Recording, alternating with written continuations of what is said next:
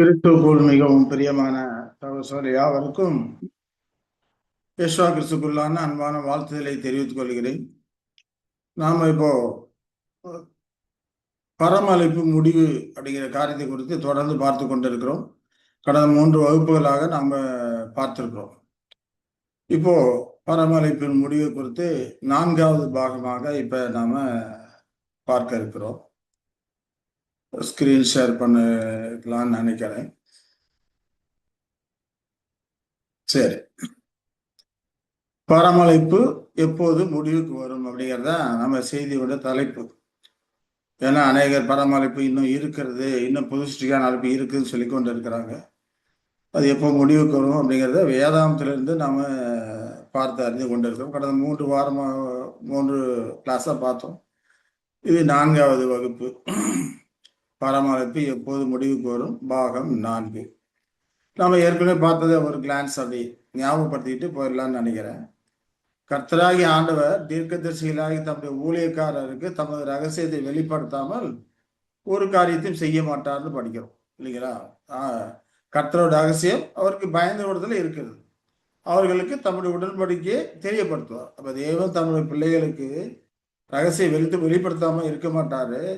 அவருக்கு பயந்த விடுதல கர்த்தரோட ரகசியம் இருக்குது. ஏன்னா அவங்களுக்கு தான் அதை வெளிப்படுத்துறாரு, மற்றவர்களுக்கு அதை வெளிப்படுத்தல அப்படின்னு சொல்லி நாம பார்க்கிறோம். அவர்களுக்கு மட்டும் வெளிப்படுத்துறாரு. ஏன்னா அவருக்கு பயந்தவர்கள் அவர் மன தாழ்மையா இருக்கிறாங்க. அவர்களுக்கு இந்த காரியங்களும் வெளிப்படுத்தப்பட்டிருக்கிறது. ஆனா இந்த ரகசியம் பூர்வ காலங்களில் தலைமுறைகளுக்கும் மறைவா இருந்தது. இப்போ சுவிசேஷ யுகத்துல பரிசுத்தவான்களுக்கு வெளியாக்கப்பட்ட ரகசியம் அப்படிங்கிறாரு. அது தேவ வசனமாகி அந்த ரகசியம் அப்படிங்கிறாரு. அது தேவன் தம்முடைய பரிசுத்தவான்களுக்கு வெளிப்படுத்த சித்தமானார் அப்படிங்கிறார். தேவன் தம்முடைய பிள்ளைகளாகி அந்த பரிசுத்தவான்களுக்கு அந்தந்த காலத்துக்கு ஏற்ற சத்தியத்தை நிச்சயமா வெளிப்படுத்துவாரு அப்படிங்கிறத நம்ம இதன் மூலமாக நம்ம புரிந்து கொள்ள. இதை பற்றி எல்லாம் விளக்கமா பார்த்தோம். விளக்கமா சொல்ல வேண்டியதில்லைன்னு நினைக்கிறேன். அதனால நம்ம ஞாபகப்படுத்தி கொண்டு இது வரைக்கும் பார்த்த காரியங்களை ஞாபகப்படுத்தி கொண்டு நம்ம போகிறோம் இல்லையா? இந்த ரகசியத்தை குறித்து சொல்லும்போது பெரியது அப்படிங்கிறாரு. நான் கிறிஸ்துவை பற்றி சபையை பற்றியும் சொல்கிறேன் அப்படிங்கிறார். கிறிஸ்துவ சபையை பற்றி சொல்லக்கூடிய அந்த ரகசியம், தலையாகிய கிறிஸ்துவ அவர் சரீரமாகிய மனவாட்டி சபை இருவரும் சேர்ந்துதான் உலகத்தை ஆள போறாங்க, பூமியை ஆள போறாங்க. அவர்கள் தான் ஆபிரகாம் வித்து அப்படிங்கிற அந்த ரகசியம் எல்லாம் இந்த காலகட்டத்தில் வெளியானது. அந்த காலகட்டத்தில் வெளியானது. இப்ப இந்த ரகசியம் எப்போது நிறைவேறும், அதுதான் நம்முடைய பார்த்துற காரியம். இந்த பரமழைப்பு மனவாட்டி சபை ஓட்டம் எப்போது முடிவடையும் அப்படின்னு பார்த்தோம்னா, வெளிப்படுத்தலாம் 10:6 தெளிவா சொல்றாரு. 7ஆம் தூதனுடைய சத்தத்தின் நாட்களிலே அவன் எக்காலம் ஊதப் போகிற போது தேவ ரகசியம் நிறைவேறும் என்று நம்ம படிக்கிறோம். அப்ப 7ஆம் தூதனுடைய எக்கால சத்தத்தின் நாட்கள்லாம் இந்த பரம ரகசியம் ஆகிய கிறிஸ்து வகுப்பார் முற்று பெறும் அப்படிங்கிறத நாம பார்க்கிறோம் இல்லைங்களா? இப்ப 7ஆம் தூதனுடைய எக்கால சத்தம் எந்த காலகட்டம் அப்படின்னு பார்த்தோம்னா 1874 அப்படின்னு சொல்லி நம்ம பார்க்கிறோம் இல்லைங்களா? 1874 பாஸ்டர் ரசல் அவர்கள் தான் 7ஆம் தூதனுடைய எக்கால சத்தமா இருந்து சத்திய காரியங்களை வெளிப்படுத்தினாரு. இதோ மணவாளன் வந்திருக்கிறார் அப்படிங்கிற காரியம் எல்லாம் அவர் வெளிப்படுத்தினாரு அப்படின்னு சொல்லி பார்க்கணும். அப்ப லவோதிகா சபையின் 7வது காலகட்டங்களில் அந்த ரகசியம் நிறைவேறும், மனவாட்டி வகுப்பாரு முற்று பெறுவாங்க அப்படிங்கிற காரியத்தை குறித்து நாம இதன் மூலமாக நாம தெரிந்து கொள்கிறோம் இல்லைங்களா? சரி, அப்ப அந்த அழைப்பை குறித்து பார்க்கும்போது ஆண்டவராய் யேசுவா கிறிஸ்து 10 கன்னிகை உண்மைகளை சொல்றாரு. இதோ மணவாளன் வருகிறார், அவருக்கு எதிர் கொண்டு போக புறப்படுங்கள் என்கிற சத்தம் உண்டாயிற்று. அப்ப மணவாளன் வரக்கூடிய அந்த காலம் தான் 1874 இருக்குது. அப்ப புத்தி உள்ளவர்கள் அவரோடு கூட சேர்க்கப்பட்டார்கள். புத்தி இல்லாதவர்கள் கதவு அடைக்கப்பட்ட போய் எண்ணெய் வாங்க போகும்போது கதவு அடைக்கப்பட்டாயிற்று அப்படிங்கிற காரியங்களை நம்ம பார்த்தோம். அப்ப அது 7ஆம் தூதனுடைய சத்தத்தின் நாட்களில் இந்த காரியங்கள் நிறைவேறுது அப்படிங்கிறத நாம் விளக்கமா பார்த்தோம். அப்ப அவர் 2ஆம் வருகையில வந்திருக்கிற காலத்துல வெளிப்பட்டா 3:20 லவோதிக்கா சபையின் காலத்துல என்ன சொல்றாரு? இதோ வாசற்படியிலே நின்று தட்டுகிறேன், ஒருவன் என் சத்தத்தை கேட்டு கதவை திறந்தால் அவனிடத்தில் நான் பிரவேசித்து அவனோட போஜனம் பண்ணுவேன், அவனும் என்னோட போஜனம் பண்ணுவான். அதேமாதிரி 7ஆம் சபையின் சத்தத்தின் காலத்திலே கிடைக்கிற செய்தி இது. 3:20 லவோதிக்கா சபையின் காலத்துல சொல்லக்கூடிய செய்தி தான் சொல்றாரு. வாசற்படியில வந்து கதவை தட்டுவேன் அப்படின்னு சொல்லி சொல்றாரு. அந்த காலகட்டத்திலே அவர் கதையை தட்டும் போது தீர்க்கதரிசி ஆராய்ந்து பார்த்து அதில் கண்டு கொண்டவர் யாரு? பாஸ்டர் ரசல் அவர்கள் தான் இயேசுவா கிறிஸ்து வந்திருக்கிறார் அப்படின்னு கண்டு கொண்ட உடனே அதை பிரசங்கிக்க ஆரம்பிச்சாரு அப்படின்னு சொல்லி பார்க்கணும். 1874 வாக்கில் இயேசு 2ஆம் வருகையிலே பார்க்க கூடாதவராக மகிமையில் இருக்கிறாரு, பார்க்க கூடாதவராக தான் வருவாரு இருப்பாரு அப்படிங்கிற சத்தியமெல்லாம் வெளிப்பட்டது. இயேசு 2ஆம் வருகையில் வருவதற்கான நோக்கம் என்ன, அந்த ஸ்டேஜஸ், எந்த வருகையின் விதம் என்ன, இந்த காரியங்கள்லாம் அந்த காலகட்டத்தில் வெளிப்படுத்தப்பட்டது. தீர்க்க தரிசனத்தை ஆராய்ந்து பார்க்கும்போது அதான் கதவை தட்டுகிறேன் அப்படிங்கிறப்போ தீர்க்க தரிசன கதவை தட்டுறாரு. திறந்தாக்க அவனோட வந்து போஜனம் பண்ணுவேன், அவனும் என்னோட போஜனம் பண்ணுவான், சத்திய ஆகாரத்தை கொடுப்பேன் அப்படின்னு சொல்லி அங்கே சொல்றதை நம்ம பார்க்கிறோம். அந்த காலகட்டத்தில் நடந்த நிகழ்வுகள், அது லவோதிகா சபையின் காலகட்டத்தில் இந்த செய்தி வருகிறது அப்படின்னு சொல்லி நம்ம இந்த காரியங்கள்லேருந்து நம்ம பார்த்தோம் இல்லைங்களா? இதெல்லாம் நம்ம விளக்கம் படிச்சுட்டோம், அதனால தொடர்ந்து அதற்குள்ள போகலை. ஆக இப்படி அவர் வந்து கதவை தட்டக்கூடிய அந்த லவோதிகா சபையின் காலகட்டத்தில் அந்த ரகசியம் நிறைவேறக்கூடியதா இருக்குது. அப்ப அந்த காலகட்டத்தில் நிறைவேறக்கூடியதா இருக்குதுன்னு சொல்லிட்டு நம்ம கிட்டத்தட்ட அந்த காலகட்டத்தில் நிறைவேறிச்சு அப்படிங்கிறதுக்கு ஒரு 25 ப்ரூஃப் நம்ம பார்க்க போறோம்.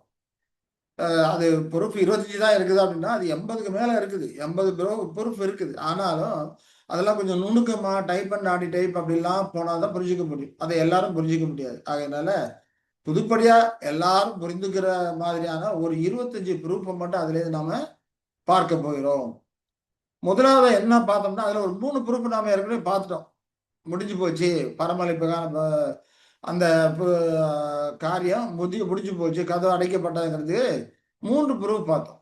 முதலாவது நாம என்ன ப்ரூஃப் என்ன பார்த்தோம் அப்படின்னு சொல்லி பார்த்தோம்னா எஸ்ஐயா 66:7 பார்த்தோம்.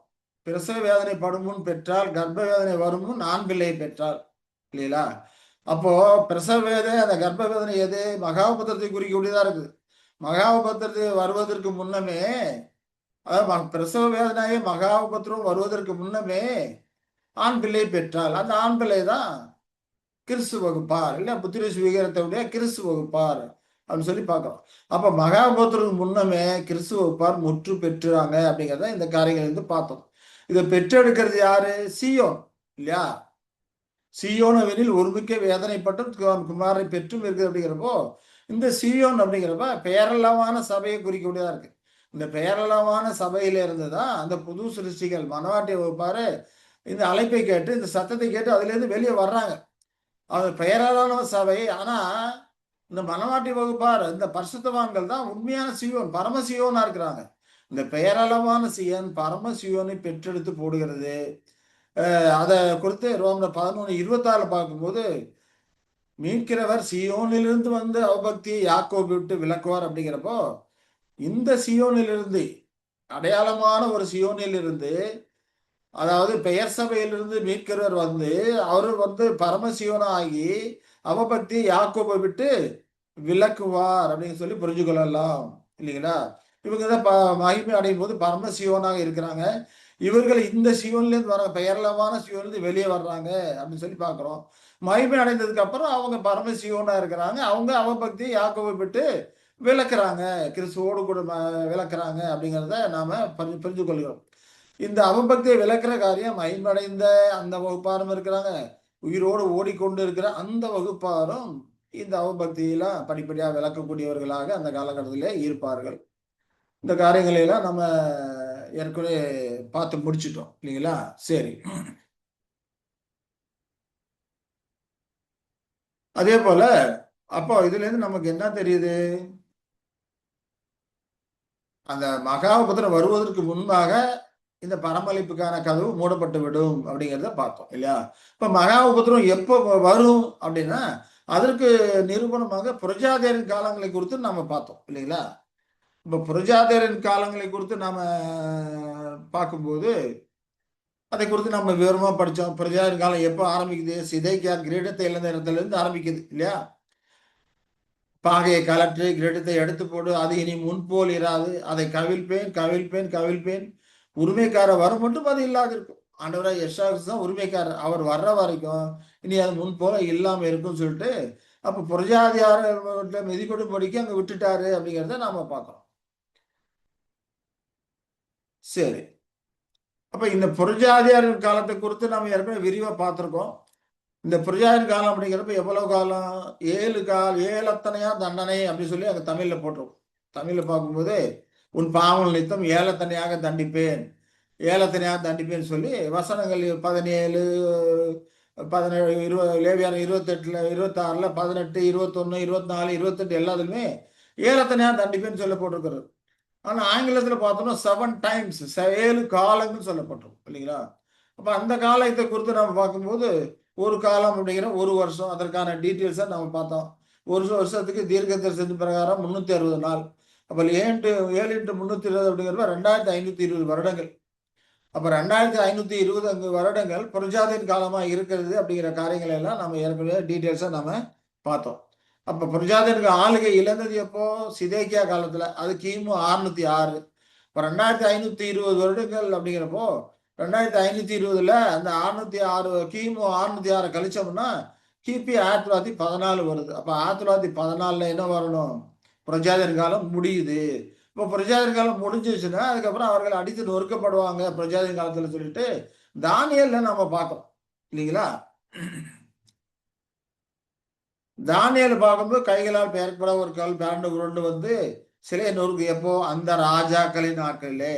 பாபிலோன் ஆயிடுச்சு, மேது பெர்சியா ஆண்டுது, அதுக்கப்புறம் கிரேக் ஆண்டுது, அதுக்கப்புறம் ரோமராஜ் ஆண்டுது. பாதம் வந்து இரும்பும் களிமண்ணும் கலந்த காரியம் படிக்கிறோம். அந்த இரும்பும் களிமண்ணும் கலந்திருக்கிற அந்த ராஜாக்களின் நாட்களே இந்த கல்லு மலையிலிருந்து பிறண்டு விழுந்து அடிச்சு நொறுக்குது. இது கிறிஸ்து வகுப்பார், கைகளால் பெயர்க்கப்படாத ஒரு கல் அப்படிங்கிறப்போ கிறிஸ்து வகுப்பாரை குறிக்கக்கூடியதா இருக்கிறது. அப்ப மகாபுத்திரம் வருவதற்கு முன்பாக கிறிஸ்து வகுப்பார் அங்க முற்று பெற்று இருக்கணும். இனி அதற்கெல்ல யாரும் புது சிருஷ்டியாக ஆக முடியாது அப்படிங்கிறது அப்ப இது நமக்கு ஊர்ஜிதம் பண்ணக்கூடியதா இருக்குது அப்படிங்கிற காரியங்களை எல்லாம் நாம பார்த்தோம். சரிங்களா? இது முதலாவது அப்போ மகாபுத்திரம் வருவதற்கு முன்னாக அந்த பெயரளவான சபை பிள்ளையை பெற்றிருது அப்படிங்கிறத இதன் மூலமாக நமக்கு நிரூபணம் ஆகுது. அப்ப மகாபுத்திரம் 1914க்குள்ளார அந்த காரியம் முடிவாயிருச்சு. 1,44,000 பேருடைய எண்ணிக்கை முடிவாயிருச்சு. அதற்கு மேல யாரும் புது சிருஷ்டியாக ஜெனிப்பிக்கப்பட முடியாது அப்படிங்கிறத இதன் மூலம் நாம புரிந்து கொண்டோம். அது 2வதா நிரூபணம். அதற்கு இணையாக 2வது நிரூபணம் என்னன்னு பார்த்தோம்னா வெளிப்படுத்தலாம 7ல 1லேருந்து 3, 2, 3 வரைக்கும் 3 வரைக்கும் வசனங்கள் பார்த்தோம்னா பூமி 4 திசைகளிலும் 4 தூதுகள் நின்று பூமியின் மேலாவது சமுத்திரத்தின் மேலாவது ஒரு மரத்தின் மேலாவது காற்று அடையாதபடிக்கு பூமி 4 காற்றுகளும் பிடித்திருக்க கண்டேன்னு படித்தோம். அப்ப மகாபுத்திரம் வருவதற்கு முன்னால அந்த நாட்டு வருவதை தடுத்து நிறுத்துறாங்க, பிடிச்சிருக்கிறாங்க இல்லையா? அப்போ 2 வெளிப்பா 7ல 2, 3 வசனம் என்ன படிக்கிறோம்? ஜீவனுள்ள தேவனுடைய முத்திரை கோலையுடைய வேறொரு தூதன் சூரியன் உதிக்கி சேர்ந்து ஏறி வர கண்டேன். அவன் பூமியையும் சமுத்திரத்தையும் சேதப்படுத்துகிறதற்கு அதிகாரம் பெற்ற அந்த 4 தூதரை நோக்கி, நாம் நமது தேவனுடைய ஊழியக்காரன் நெற்றிகளில் முத்திரை போட்டு தீரும் அளவும் பூமியையும் சமுத்திரத்தையும் மரங்களையும் சேதப்படுத்தாதீர்களே என்று குறிப்பிட்டு சொன்னான். அப்போ அந்த நம்முடைய தேவனுடைய ஊழியக்காரன் நெற்றியில முத்திரை போற வரைக்கும் மகாபுத்திரம் வராதபடிக்கு அதை பிடிச்சிருங்க. சமுத்திரத்துல மரங்களை எல்லாம் சேதப்படுத்தாதீங்கன்னு சொல்லி பூமி சமுத்திரம் மரங்களை சேதப்படுத்தார்கள் என்று அங்க தூதர் சொல்லுகிறதை நாம் பார்க்கிறோம். அப்ப இந்த வசனம் எனக்கு என்ன நிரூபணம் பண்ணுது? மகாபுத்திரத்துக்கு முன்பாக 1,44,000 பேர் முத்திரை போட்டு தீர்ந்துடுறாங்க. ஏன்னா இதுக்கப்புறம் வரக்கூடிய வசனங்களை படிச்சீங்கன்னா முத்திரை போட்டு தீர்ந்தவர்கள் இலக்கம் சொல்றாரு 1,44,000 பேர். அப்புறம் முத்திரை போட்டு தீர்ந்தாச்சு. அப்ப இதற்கு அப்புறம் பர்சுவான்குழு அழைப்பு இல்லை, யாருமே உள்ளே போக முடியாது. அப்ப 1914 மகாபுத்திரம் ஆரம்பிச்சது, பிரஜாதிகாரிகள் அங்க முடிஞ்சது அப்படிங்கிற நிரூபணம் பார்த்தோம். 1914 மகாபுத்திரம் ஆரம்பிக்குது. அதே போல முதலாம் உலக யுத்தம் 1914 ஆரம்பிச்சது அப்படிங்கிறது நம்ம வரலாற்று நிகழ்வுகள் நமக்கு தெரியப்படுத்துது. அப்ப இந்த காரியம் நமக்கு எதை விளங்கப்படுத்தக்கூடியதா இருக்குது? இது முடிஞ்சு போச்சு, பரிசுத்தவான்களுக்கு அந்த அழைப்பு முடிஞ்சு போச்சு அப்படிங்கிறத இது நமக்கு நிரூபணம் பண்ணக்கூடியதா இருக்குது அப்படிங்கிறத நம்ம பார்த்தோம் இல்லைங்களா? சரி, அடுத்து 3வதா என்ன நிரூபணம் அப்படின்னு பார்த்தோம்னா அறுவடை காலம் இல்லையா? அறுவடை காலத்தை குறித்து பார்த்தோம். கிபி அறுவடை காலம், யுகத்தின் அறுவடை காலம் எவ்வளவு? கிபி 29ல இருந்து 69 வரைக்கும் இருக்கு இல்லையா? அப்ப இணையான யுகங்கள் அப்படின்னு சொல்லி பார்க்கும்போது யூத யுகம் எப்படி 1845 வருடங்களோ அதே போல சுவிசேஷ யுகம் 1845 வருடங்கள். அப்போ இணையான வருடங்கள் சொல்லி நாம பார்க்கும்போது அதே போல யூத யுகம் முடிவில் அறுவடை வந்தது. அறுவடைக்கு இப்ப 29ல இருந்து 69 வரைக்கும் வந்ததுன்னு சொல்லி அறுவடைக்குரிய காரியங்களை நம்ம பார்த்தோம். அப்ப கிபி 29ல இருந்து 69 வரைக்கும் அறுவடை வந்ததுன்னா அப்ப சுவிசேஷ அறுவடை அறுவடை அதற்கு இணையாக வரணும். அப்ப சுவிசேஷ அறுவடை இணையாக வர்றதுன்னா 1874 இயேசு 2 வந்திருக்கிறாரு. அதுல இருந்து அறுவடை 40 வருடங்களை கூட்டணும்னா 1914 போகுது அப்படிங்கிறது நம்ம பார்க்கணும். இதற்கான டீட்டெயில்ஸ் எல்லாம் நம்ம கடந்த வாரத்திலே பார்த்தோம். 40 வருடங்கள் எப்படி இருக்குது. அதே போல சிலர் இல்ல பெந்தகோஸ்ல இருந்தா அறுவடை வேலை நடந்தது அப்படின்னு ஒரு சிலர் சொல்லுவாங்க. ஆனா இயேசு 2 வந்திருக்கிற பெந்தகோஸ்து நாளைக்கு முன்னமே அந்த 3½ வருட காலமும் அறுவடை வேலை நடந்தது அப்படிங்கிறதுக்கான நிரூபணமாக வசனங்களை எல்லாம் ஆதாரத்துடன் நாம கடந்த வாரம் பார்த்து முடிச்சிட்டோம் இல்லைங்களா? அப்ப இந்த அறுவடை இணையான அறுவடை காலமும் நமக்கு என்னத்தை உணர்த்துது? 1914 அறுவடை காலம் முடியுது. அது மகாபுத்திரம் வருது. அப்ப மகாபுத்திரத்துக்கு முன்பாக 1,44,000 பேர் எண்ணிக்கை முற்று பெற்றாயிற்று அப்படிங்கிறது இது நமக்கு நிரூபணமா இருக்குது அப்படிங்கிறத நாம பார்க்கிறோம். சரிங்களா? அப்ப இந்த 3வதுல பார்த்தோம்னா 40 ஆண்டுகளுடைய இணையான அறுவடை காலங்கள் கிபி 29ல இருந்து 1874 29ல ஆரம்பிக்குது. யூதேய ஆரம்பிக்குது. அதே போல சுவிசேஷ யுகத்துல 1874 ஆரம்பித்தது அப்படிங்கிறத உறுதிப்படுத்தக்கூடிய ஆதாரங்களை நாம பார்த்தோம் இல்லையா? சத்தியத்தை அறிந்தவர்கள் அனைவருமே சுவிசேஷ யுகத்தின் அறுவடை 1874 ஆரம்பித்து 40 ஆண்டுகள் நீடிக்கும் என்று சரியாக அந்த காலகட்டத்தில் நம்பினான். ஆனா இப்போ பலர் என்ன சொல்றாங்கன்னா அது 1874 ஆரம்பிக்கல அப்படிங்கிறாங்க.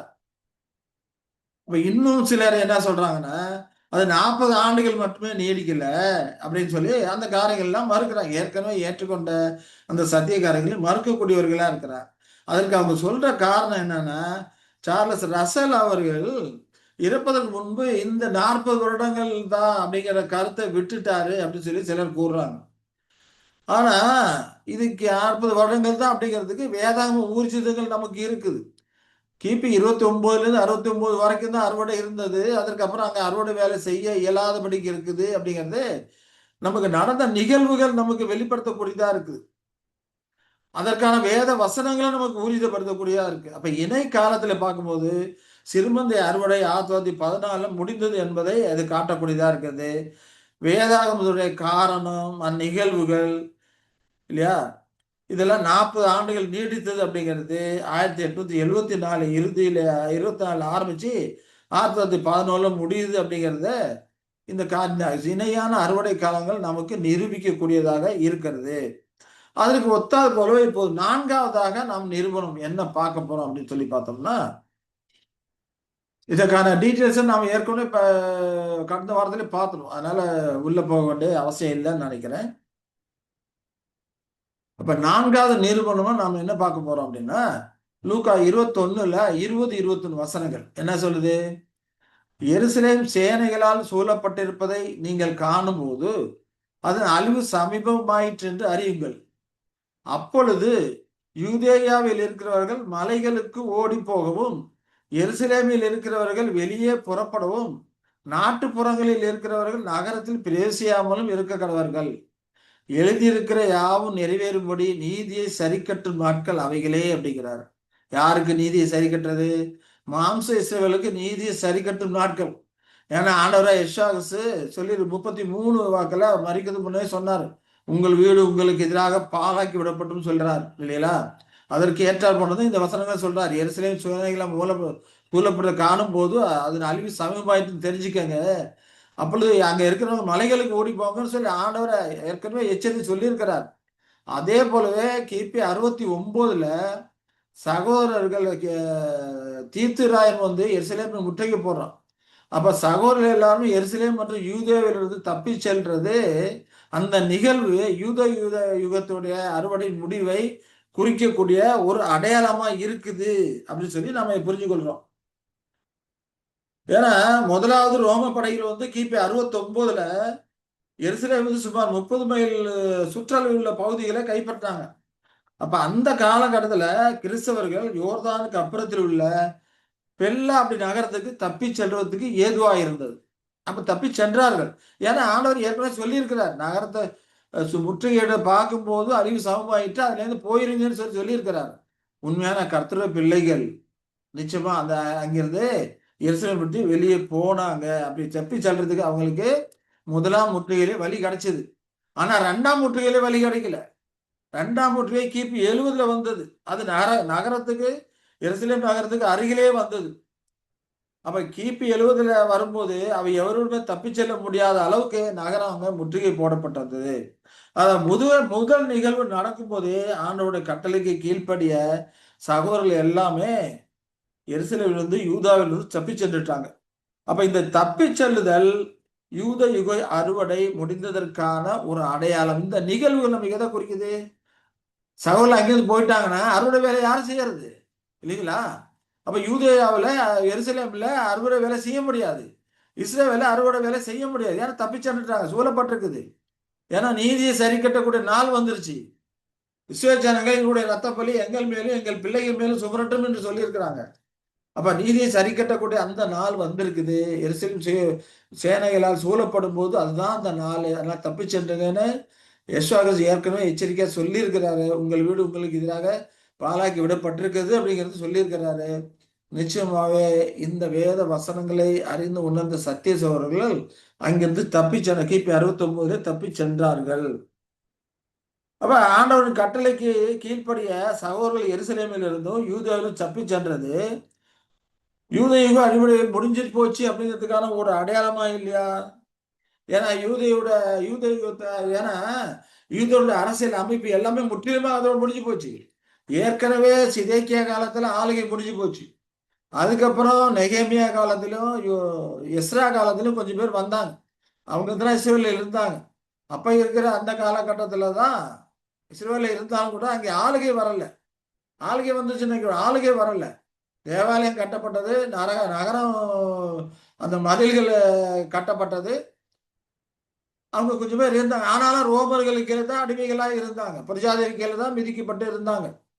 அந்த காலகட்டத்தில் யெஷுவா முதலாம் வருகையில வந்தது இல்லைங்களா? அப்பதான் அங்க சொல்றாரு, உங்கள் வீடு உங்களுக்கு எதிராக பாழாக்கி விடப்பட்டிருக்கு. அப்ப அவங்களுக்கு நீதியை சரி கட்டக்கூடிய அந்த நாட்கள் 69ல வந்தது அப்படின்னு சொல்லி நாம புரிந்து கொள்கிறோம். அப்ப 69க்கு அப்புறம் இஸ்ரேல்ல யாரும் என்ன பண்ண முடியாது, அறுவடை வேலையை செய்ய முடியாது. அப்ப அறுவடை வேலை முடிஞ்சிருச்சுன்னு அர்த்தம். அந்த காலகட்டத்தோட அறுவடை வேலை முடிஞ்சிருச்சு அப்படிங்கிறத இந்த உண்மை நிகழ்வு நமக்கு ஊர்ஜிதப்படுத்தக்கூடியதாக இருக்குது அப்படிங்கிறத நாம இதன் மூலமாக புரிந்து கொள்ளும். இது 4வது ஒரு நடந்த நிகழ்வு, 4வது ஒரு நிரூபணமா இருக்கிறது. 5வதா நாம என்ன நிரூபணம், அடுத்தது 5வது நிரூபணத்துக்கு போகலாம். பரமளவு முடிஞ்சிருச்சு அப்படிங்கிறதுக்கு 5வது நிரூபணம் இல்லையா? இப்ப நாம 3 நாள்ல பார்க்கும்போது அறுவடை வேலை முடிஞ்சிருச்சு. அறுவடை வேலை முடிஞ்சிருச்சுன்னா அப்ப அதற்கப்புறம் அறுக்க முடியாது இல்லைங்களா?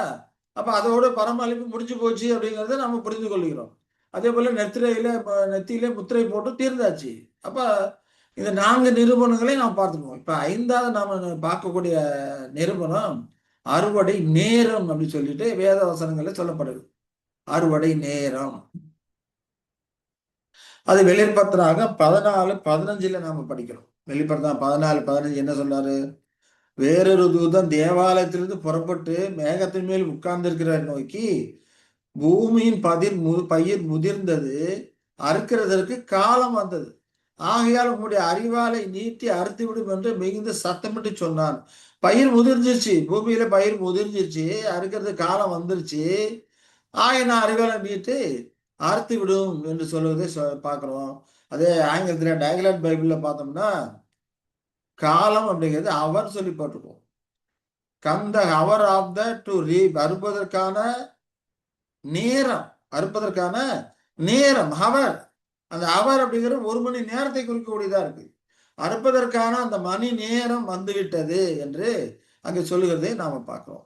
அறுப்பதற்கான மணி நேரம் அப்படிங்கிறப்போ 1 மணி நேரம் இல்லைங்களா? அப்போ 1 மணி நேரங்கிறப்போ கர்த்தருக்கு ஒரு நாள் 1000 வருடம் அப்படிங்கிறது நமக்கு எல்லாருமே தெரியும். பேதுரு சொல்லியிருக்கிறாரு, அதே போல சங்கீதத்தில் கர்த்தருக்கு ஒரு நாள் 1000 வருடம் போல இருக்கிற காரியத்தை நீங்கள் அறியாதிருக்க வேண்டாம் என்று சொல்லுகிறதை நம்ம படிச்சிருக்கிறோம். ஒரு நாள் 1000 வருடம். இப்ப நமக்கு ஒரு நாள் அப்படிங்கிறப்போ 24 மணி நேரம் கொண்டது ஒரு நாள் இல்லைங்களா? அப்ப நமக்கு 24 மணி நேரம் கொண்டது ஒரு நாள் அப்படிங்கிறப்போ 1000 வருடங்கள் ஈக்குவல் டு 24 இல்லையா? ஒன் டே அப்படிங்கிறப்ப நமக்கு 24 மணி நேரம். அது 1000 வருடங்களுக்கு சமமா இருக்குது. கர்த்தராகிய இயேசு கிறிஸ்துவுக்கு 1000 வருடங்களுக்கு சமமா இருக்குது. அப்ப இங்க அறுக்கிற காலம் 1 மணி நேரம் சொல்லப்பட்டிருக்கு.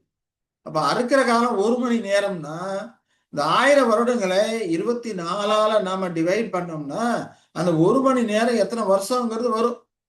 இப்ப 1000த்த 24 மணி நேரத்துல டிவைட் பண்ணோம்னா, 1 மணி நேரம் அப்படிங்கிறது 41 2/3 இல்ல?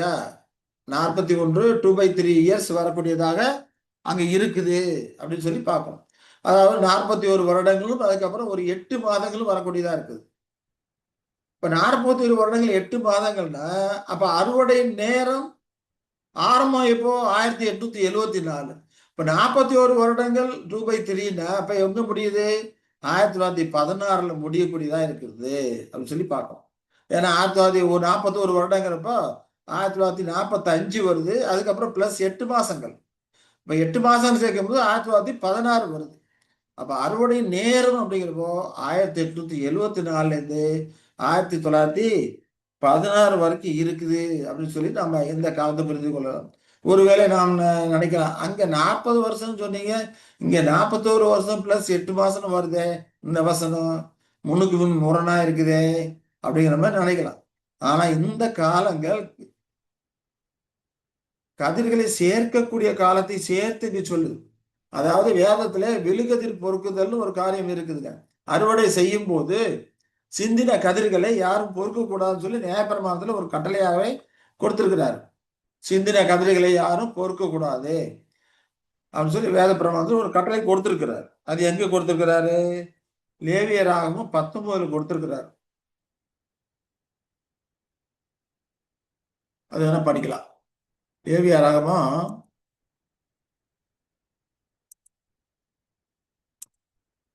19ல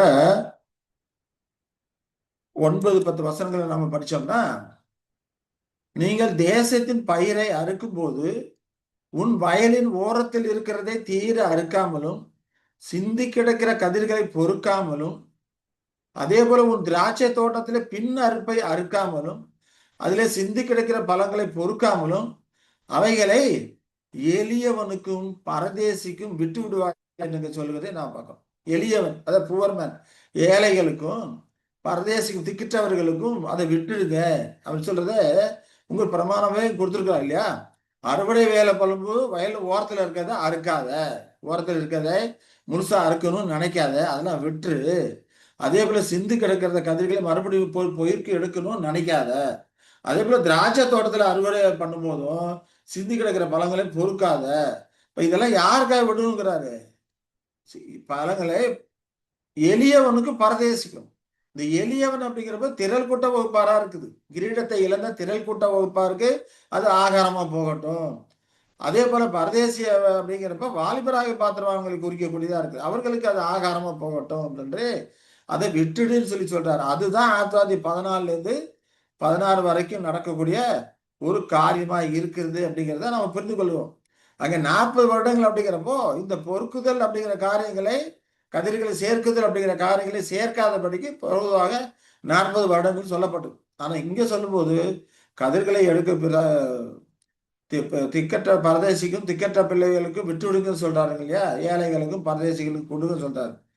அப்ப அவங்களுக்கு அந்த காரியங்களை சேர்த்து பார்க்கும்போது 1874 1916 வரைக்கும் இந்த காலப்பகுதி இருக்குது. அறுவடை நேரம் அப்படிங்கிறது இங்க சொல்றாரு அப்படின்னு சொல்லி நாம இந்த காரியங்களுக்கு புரிந்து கொள்கிறோம். அப்ப இந்த மணி நேரம் அப்படிங்கிறதோ 1874 ஆரம்பிக்குது, 1916ல அது முடிவுக்கு வருது அப்படிங்கிறத நம்ம புரிந்து கொள்கிறோம். இப்ப இது நமக்கு என்ன நிரூபணம் பண்ணி கொடுக்கக்கூடியதா இருக்குது? அது பரமழைப்புக்கான காரியம் 1916ஓட அந்த பொறுக்குதல்ங்கிற காரியங்களும் முடிஞ்சு போச்சு. கதிரை சேர்க்குதல் அப்படிங்கிற காரியம் முடிஞ்சு போச்சு இல்லைங்களா? விழுந்து போன கதிர்களும் சேர்க்குதல் முடிஞ்சு போச்சு அப்படிங்கிறத இந்த காரியங்கள் மூலமாக நமக்கு தெளிவுபடுத்தக்கூடியதாக இருக்குது அப்படின்னு சொல்லி நம்ம பார்க்கிறோம் இல்லையா. இன்னொன்னு இதே போலவே சொல்றாரு. இன்னொரு இடங்களை சொல்லும்போது மத்திய 24:36 படிக்கிறோம். அந்த நாளையும் அந்த நாளிகையும் என் பிதா ஒருவர் தவிர மற்றொருவனும் அறியான், பரலோகத்துல தூதர்களும் அறியார்கள். அப்ப அந்த நாள் அப்படிங்கிறாரு, நாளிகை அப்படிங்கிறாரு. ஆங்கிலத்துல பார்த்தோம்னா த டே அண்ட் அவர் இல்லையா, கரெக்டா நாள் அப்படி கொடுத்துருக்கிறார் டே. அதே போல நாளிகை அப்படிங்கிற அவர் 1 hour.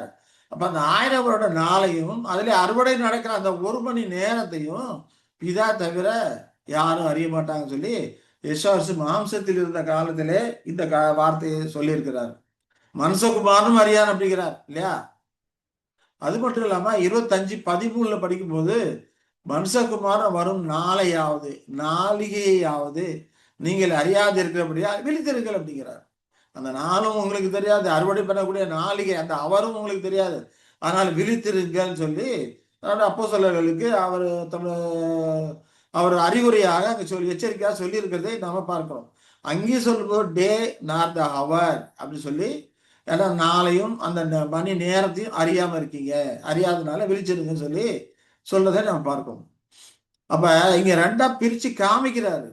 அப்போ அந்த அறுவடை காலம் 1 மணி நேரம் அப்படிங்கிற காரியத்தை பொறுத்து இங்கும் இணையாக நமக்கு வசனங்கள் நிரூபிக்கிறதா இருக்கிறது அப்படிங்கிறத புரிந்து கொள்கிறோம். அப்ப அறுவடைங்கிறது 40 வருஷம் தான். 1914 சாரி 1874 40 வருஷம் தான். அந்த விழுகுதில் பொறுக்குதல் அப்படிங்கிற அந்த காரியத்தை சேர்த்தோம்னா 16 வரைக்கும் அது வரக்கூடியதாக இருக்குது. அதே சேர்த்து தான் இங்க 1 hour அப்படின்னு சொல்லி அங்க சொல்றதை நாம இந்த காரியங்களிலிருந்து நாம புரிந்து கொள்ளுகிறோம். சரிங்களா. அப்ப இதுவும் நமக்கு என்ன வெளிப்படுத்தக்கூடியதா இருக்குது, அறுவடை முடிஞ்சு போச்சு.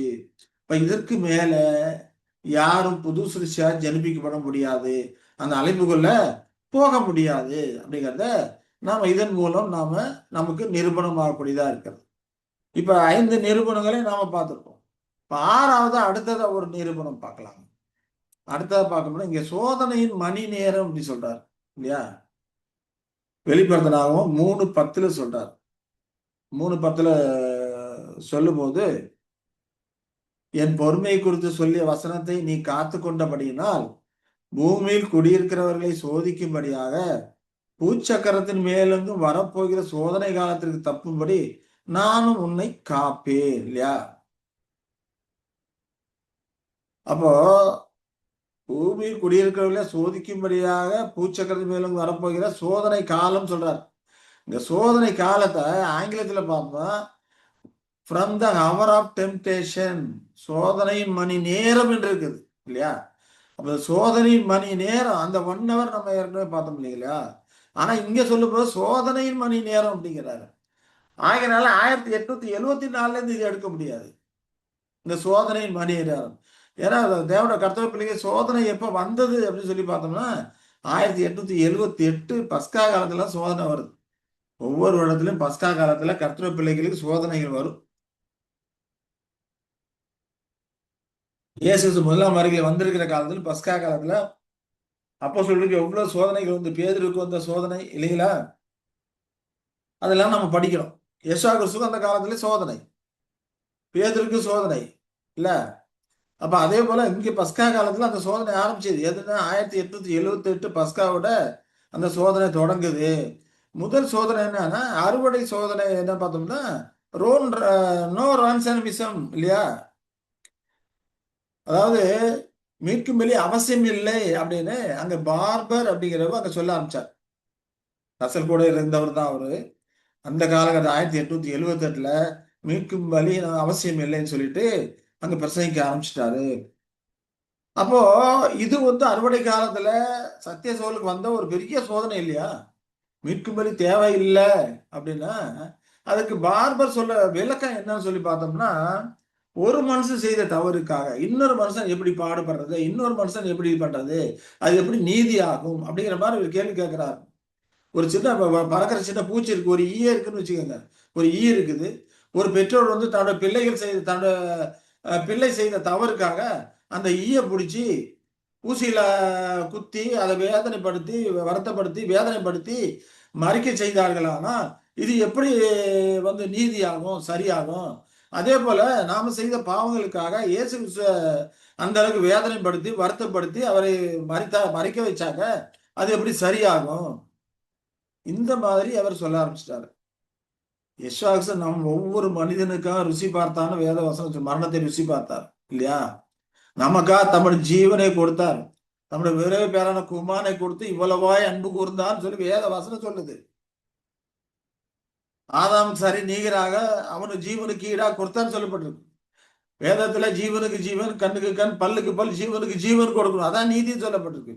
ஆனா அதெல்லாம் விட்டுட்டு ஒரு மனிதன் செய்த தவறுக்காக இன்னொரு மனிதன் எப்படி கொடுக்கறன்னு சொல்லிட்டு அங்க ரேன்சம் தேவையில்லை, மீட்கும் பலி தேவை கிடையாது. மீட்கும் பலி அவர் மரிச்சாருன்னா அவரை புது சிருஷ்டியாக அவரை இயேசு கிறிஸ்துவுக்கு தெய்வீக சாயல் கொடுப்பதற்காக வேண்டி அவருக்கு அப்படிப்பட்ட பாடுகளையும் உபத்திரங்களையும் உட்படுத்தினார ஒழிய மனுமக்களுக்காக இல்லை அப்படின்னு சொல்லிட்டு அவர் பிரசங்கம் பண்ண ஆரம்பிச்சிட்டாரு. ஆகினால இது ஒரு பெரிய சோதனை. மீட்கும் பலி தேவை இல்லைன்னா ஒரு மிகப்பெரிய ஒரு சோதனை இல்லையா? இந்த சோதனை ஆரம்பிச்சது 1878. இதை இணையா பார்த்தோம்னா இஸ்ரேல் ஜனங்களை ஏற்கனவே கூட்டு வரும்போது அவங்களுக்கு ஒரு 5 விதமான சோதனைகள் கொலித்தல் வந்தது இல்லைங்களா? 1 கொரிந்தியர் 10ஆம் அதிகாரத்துல பார்க்கிறோம். விக்கிரக ஆராதனை, பில்லி சூனியம், அந்த மாதிரியான காரியங்கள், விபச்சாரம், அது ஒரு 5 காரியங்களை சொல்லுவார். அது பின்னால் நம்ம அந்த காரியங்களை கத்த சித்தம்னா பின்னால் நம்ம அந்த காரியங்களை குறித்து நம்ம பார்க்கலாம். அப்ப இது சோதனை இங்க ஆரம்பிச்சது இல்லையா? மீட்கும் மேலே அவசியம் இல்லைங்கிறது 1878 ஆரம்பிச்சது. அப்ப இங்க சொல்லும்போது சோதனை மணி நேரம் அப்படிங்கிறப்போ இந்த சோதனை மணி நேரம் எங்க ஆரம்பிக்கிறது? 1878 இல்லைங்களா? அப்ப இங்க யாருக்கு இந்த செய்தி கொடுக்கிறாரு? பிலிப்பியர் 3:10 சொல்லும்போது யாருக்கு அந்த செய்தியை கொடுக்கிறாரு அப்படின்னு சொல்லி பார்த்தோம்னா பிலடெல்பியா சபைக்கு சொல்றாரு இல்லையா? பிலடெல்பியா சபை எந்த காலகட்டத்தில் இருக்குது? லவோதியாவுக்கு முன்னால இருக்கிற காலகட்டத்துல பிலடெல்பியா சபைக்கு சொல்றாரு, இந்த சோதனை காலம் வரப்போது, நீ பொறுமையா இருந்தீன்னா வரக்கூடிய இந்த சோதனை காலத்துக்கு உன்னை தப்பிக்கொள்ள வைப்பேன்னு சொல்றாரு இல்லையா? அப்புறம் பிலதெல்பியா காலத்தோட கடைசி காலகட்டங்கள்ல இது பிலதெல்பியா சபை சொன்ன கடைசி அந்த எச்சரிக்கையான காரியமாக இது இருக்குது. அப்ப சோதனை காலங்கள் இந்த லவோதிகா காலகட்டத்தில் வரப்போகுது. அப்ப அதுல தப்பிக்கொள்ளும்படிக்கு நீ பொறுமையை காத்துக்கொள்ளு அப்படின்னு சொல்லி அங்க எச்சரிக்கையா சொல்றாரு. உண்மையிலேயே சோதனை எந்த காலகட்டத்தில் வருது? லவோதிகா சபைக்கு. இந்த செய்தி முக்கியமா லவோதிகா சபைக்கு தான் சொல்லப்பட்ட ஒரு செய்தியாக நாம இருக்கிறதே நாம பார்க்கிறோம் இல்லைங்களா? அப்ப சோதனை நேரம் அப்படிங்கிறப்ப அது பரீட்சையின் காலமாக இருக்கிறது இல்லைங்களா? பரீட்சையின் காலமாக அது இருக்கிறதுன்னு சொல்லி பார்க்கிறோம். பெருசு பண்ணிக்கலாம் வேணாம். பரீட்சை காலமாக இருக்கிறது. அதே போல சோதித்து நிரூபிக்கக்கூடிய காலமா இருக்கு. அறுவடை செய்யக்கூடிய அந்த ஆட்கள் சத்தியத்தில் நிலை நிற்கிறார் என்பதை சோதித்து தங்களை அவர் நிரூபிக்கக்கூடிய ஒரு காலமா இருக்கிறது. அது மட்டும் இல்லாம சுவிசேஷத்தின் முடிவா இருக்கு. அறுவடை காலமா இருக்குது, அது சோதனை காலமா இருக்கு, சுவிசேஷத்தினுடைய முடிவு காலமாகவும் அது இருக்கிறது. அப்ப இந்த அறுவடை காலத்துல விசேஷித்த விதமான சோதனைகள் வந்ததுன்னு சொல்லி பார்க்கணும். அந்த காலகட்டத்துல தான் பரிணாம கோட்பாடு வந்தது. ஹையர் கிரிட்டிசம், உயர்ந்த விமர்சனம் அப்படிங்கிற ஹையர் கிரிட்டிசம் அப்படிங்கிற காரியம் வந்தது. அப்ப கிறிஸ்டியன் சயின்ஸ் அப்படிங்கிற விதமான தத்துவங்கள் அங்க வர ஆரம்பிச்சது. ஹிப்னாட்டிசம் அங்க அதிகமா இருந்தது. ஹிப்னாட்டிசம் அப்படிங்கிற காரியங்கள்லாம் அந்த காலகட்டத்தில் வந்தது. அதே போல நியூ தாட் அப்படின்ட்டு புதிய சிந்தனைகள் சொல்லி புதுசு புதுசா விசித்திரமா கொண்டாந்து சில கொள்கைகளை விடுறது, அந்த மாதிரியான வந்தது. அதே போல மைண்டு குரூஸ், ஒவ்வொருத்தனை கியூர் பண்ணணும்னா ஹிப்னாட்டிசம் மூலம் மைண்டை கண்ட்ரோல் பண்ணி கியூர் பண்ணிடலாம் அப்படின்னு சொல்லி அந்த மாதிரியான காரியங்கள்லாம் வந்தது. இது போல இன்னும் அந்த அந்த அந்தகார கிரியைகளாகிய அப்படிப்பட்ட இது போல இன்னும் அநேக விஷயங்கள்ல சாத்தான் அந்தகார கிரியினால அங்க ஏற்பட்டுச்சு அப்படின்னு சொல்லி நம்ம பார்க்கணும். அப்ப இந்த சோதனைகள்ல பல வகையா இருந்து சில மிகவும் நுணுக்கமா இருக்கும்.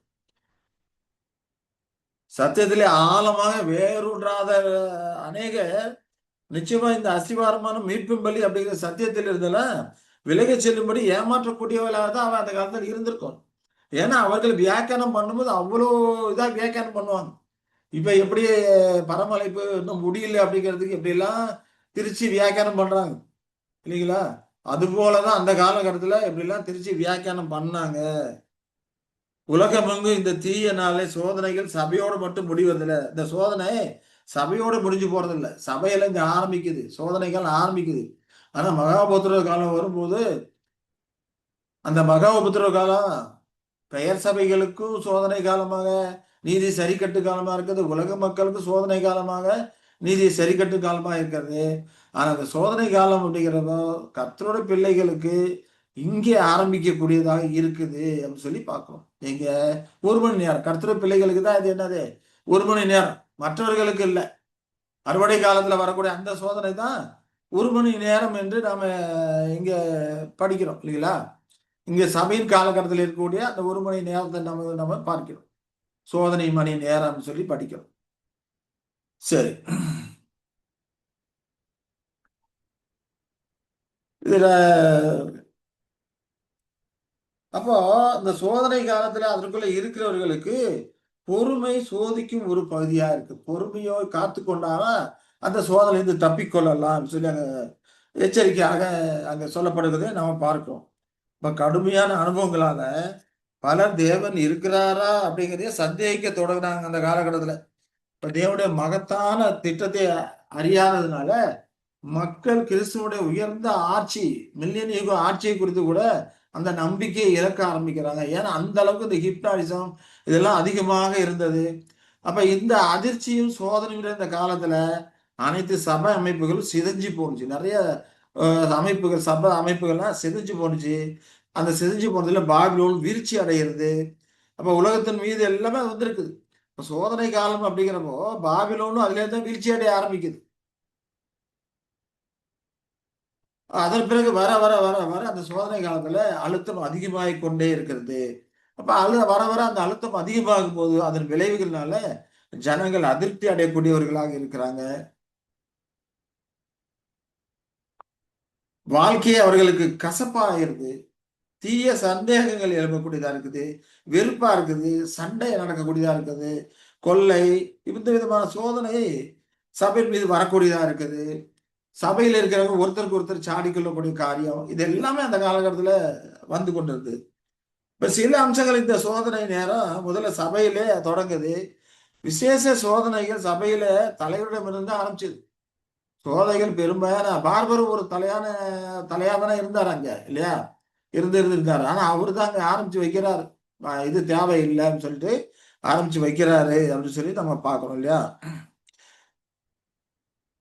அப்ப தேவனுடைய அதிசயமான ஒலிக்குள் அழைக்கப்பட்டவர்களாகிய பிள்ளைகளை எல்லாம் அது அநேகரை இடருக்கு உட்படுத்தியது அந்த காலகட்டத்துல. அப்ப இந்த சோதனையின் மணி நேரம் அப்படிங்கிறப்போ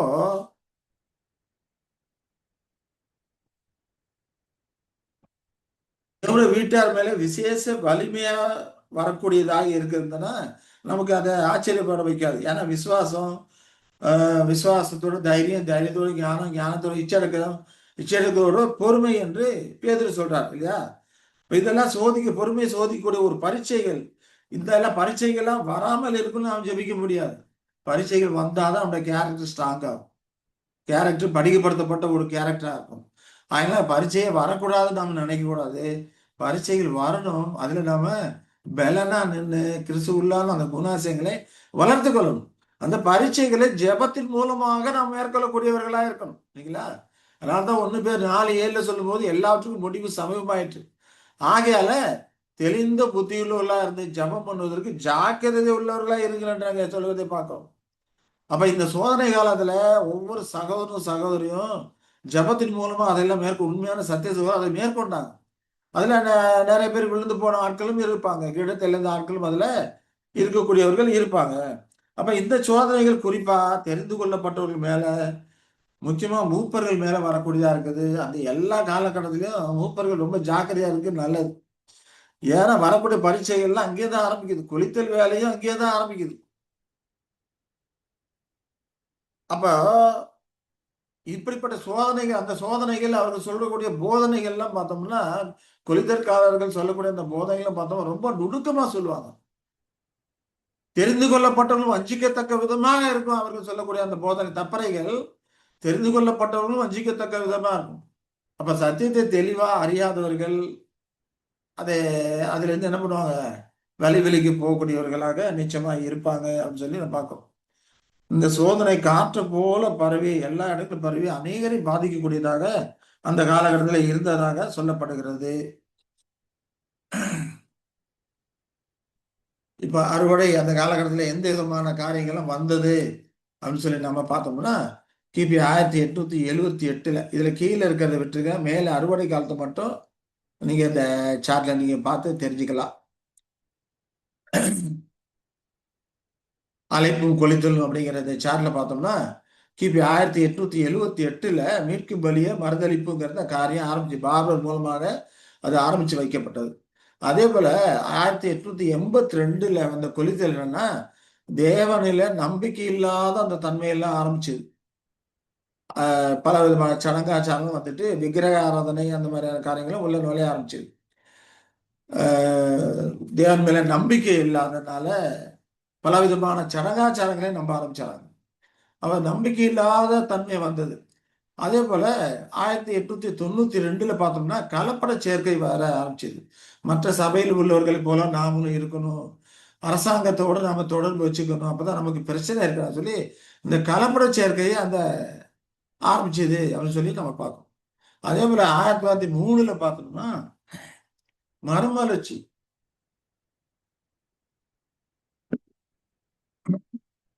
என்ன மறுமலர்ச்சின்னா அத பாஸ்டர் ரசோடைய மனைவி அந்த காரியங்களுக்கெல்லாம் உறுதுணையாக இருந்தாங்கன்னு சொல்லப்படுகிறது. அதாவது பெண்களுக்கு உரிமை கொடுக்கணும், உரிமை வேணும், அந்த சமுதாய பணிகள்லாம் ஈடுபடக்கூடியதாக இருக்கணும், சமுதாயத்தை நம்ம என்ன பண்ணோம் மாற்றணும், மறுமலர்ச்சியை கொண்டு வர சமுதாயத்திலும் மறுமலர்ச்சியை கொண்டு வரணும், பெண்களுக்கு உரிமை இருக்குன்னு சொல்லிட்டு அந்த காரியங்களை எல்லாம் நம்ம என்ன பண்ணோம் போதிக்கணும்னு சொல்லிட்டு சொல்ல ஆரம்பிச்சாங்க. இது ஒரு கொளித்தலுக்கான ஒரு காரியம்தான். தேவன் நம்ம சமுதாய பணிக்காக அழைக்கல, கர்த்தருடைய பணிக்காக தான் அழைக்கிறார். சமுதாய பணி அது பெல்லியன் யுகத்துல பெசிலியா காலத்துல தேவன் அந்த காரியங்கள் எல்லாம் செய்து சரிப்படுத்துவார். இப்ப நாம பண்ணக்கூடியது அறுவடை காலம், அறுவடை காலத்தோட அந்த பணியை செய்யாதபடிக்கு அது மறுமலர்ச்சியின் காரியங்கள், சமுதாயத்தை சீர்திருத்த காரியங்கள் அதையும் நமக்கு செய்யணும் அப்படின்ற மாதிரியான அப்படிப்பட்ட காரியங்கள்லாம் அநேகர் கொண்டு வர ஆரம்பிச்சாங்க.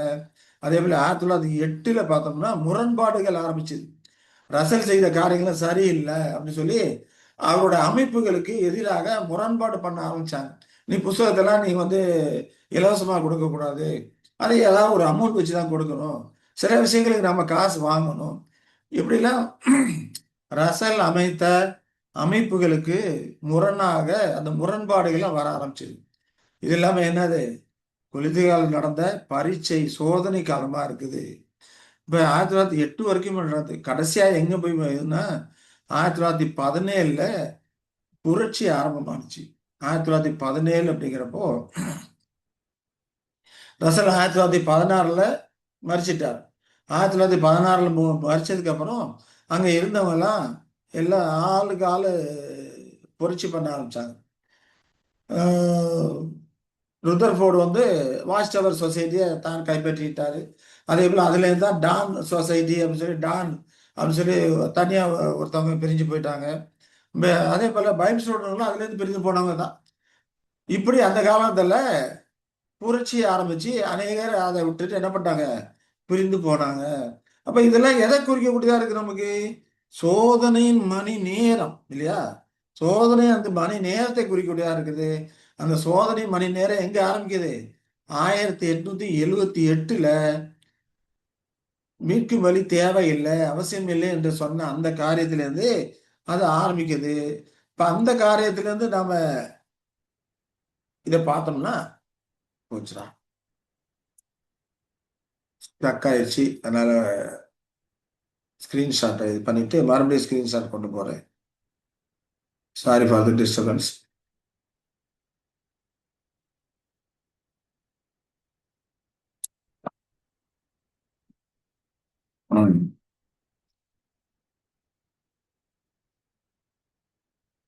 ஸ்டக் ஆயிடுச்சு, திடீர்னு ஸ்டக் ஆயிடுச்சு, என்னன்னு தெரியல. அதனால நான் மறுபடியும் ஸ்கிரீன்ஷாட் ஷேர் கொண்டு வரேன். சரி.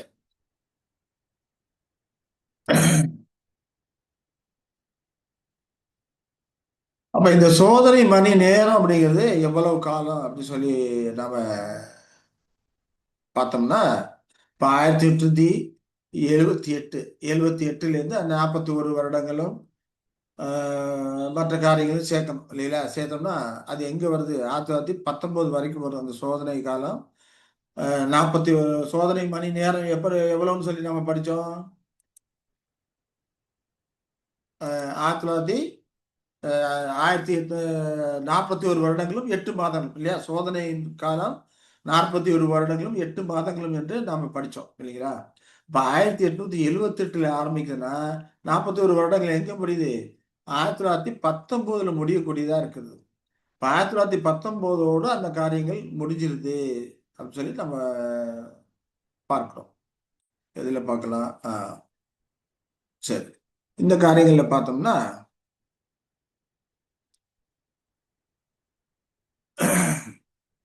இங்க 1878ல வருது. 14 முடிஞ்சு 1919 இங்க அதை கூடிய காரியங்களை கூட கொடுக்கல. இந்த சார்ட்ல 19 பத்தி கொடுக்கல. வேற எதுலயும் இருந்தது என்னன்னு தெரியல. பார்க்கல.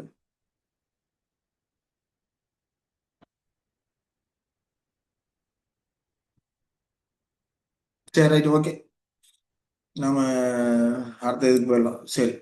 1900 இப்ப இதுலேருந்து கணக்கு பண்ணுவோம் 41 வருடங்கள் கணக்கு பண்ணுவோம் 1919 முடியுது. அப்ப சோதனை மணி நேரம் 1919 முடியுதுன்னு சொல்லி நாம இந்த காரியங்களை பத்தி நாம பார்க்கிறோம்.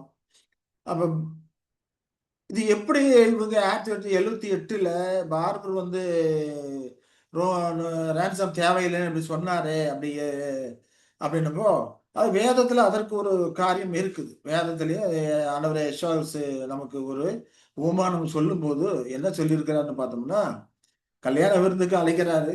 அழைக்கப்பட்டவர்கள் வந்து எல்லாரும் சாக்கு போக்கு போலீஸ் போயிட்டாங்க.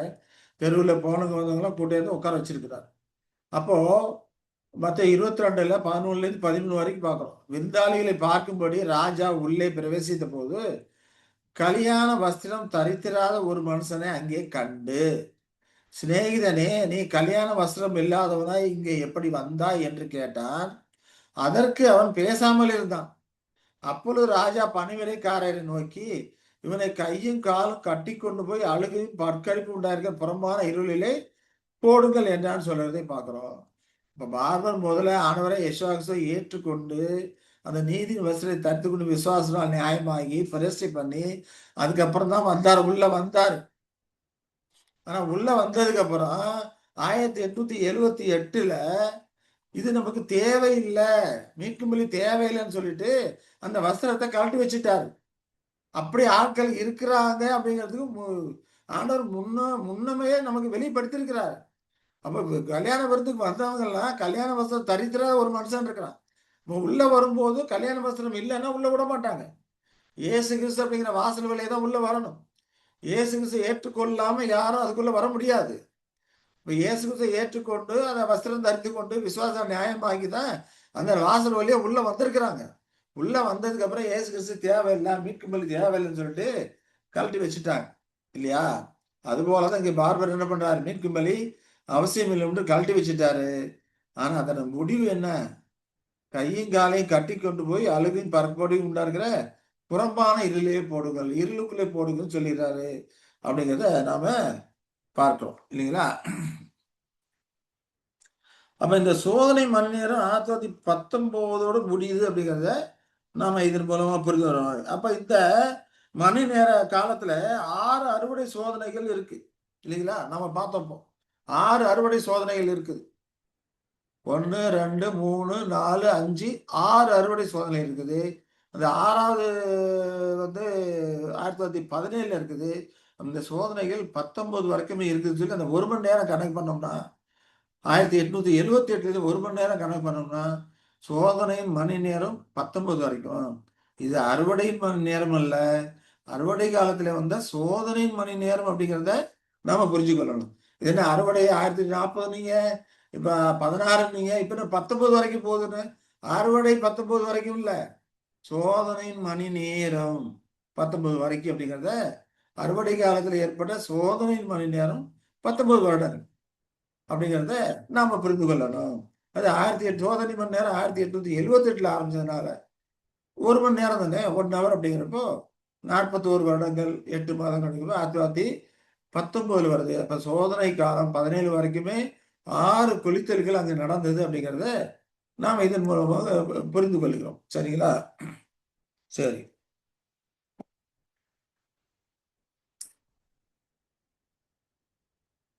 இதற்கு இணையாதான் எசேக்கியேல்ல சொல்றாரு. எசேக்கியேல்ல பார்த்தோம்னா அங்க 6 புருஷர்கள் வெட்டுகிற ஆயுதங்களை பிடித்துக் கொண்டு வர்றாங்க. எசேக்கியேல் 9ல 5ல இருந்து 7 வரைக்கும் படிச்சோம்னா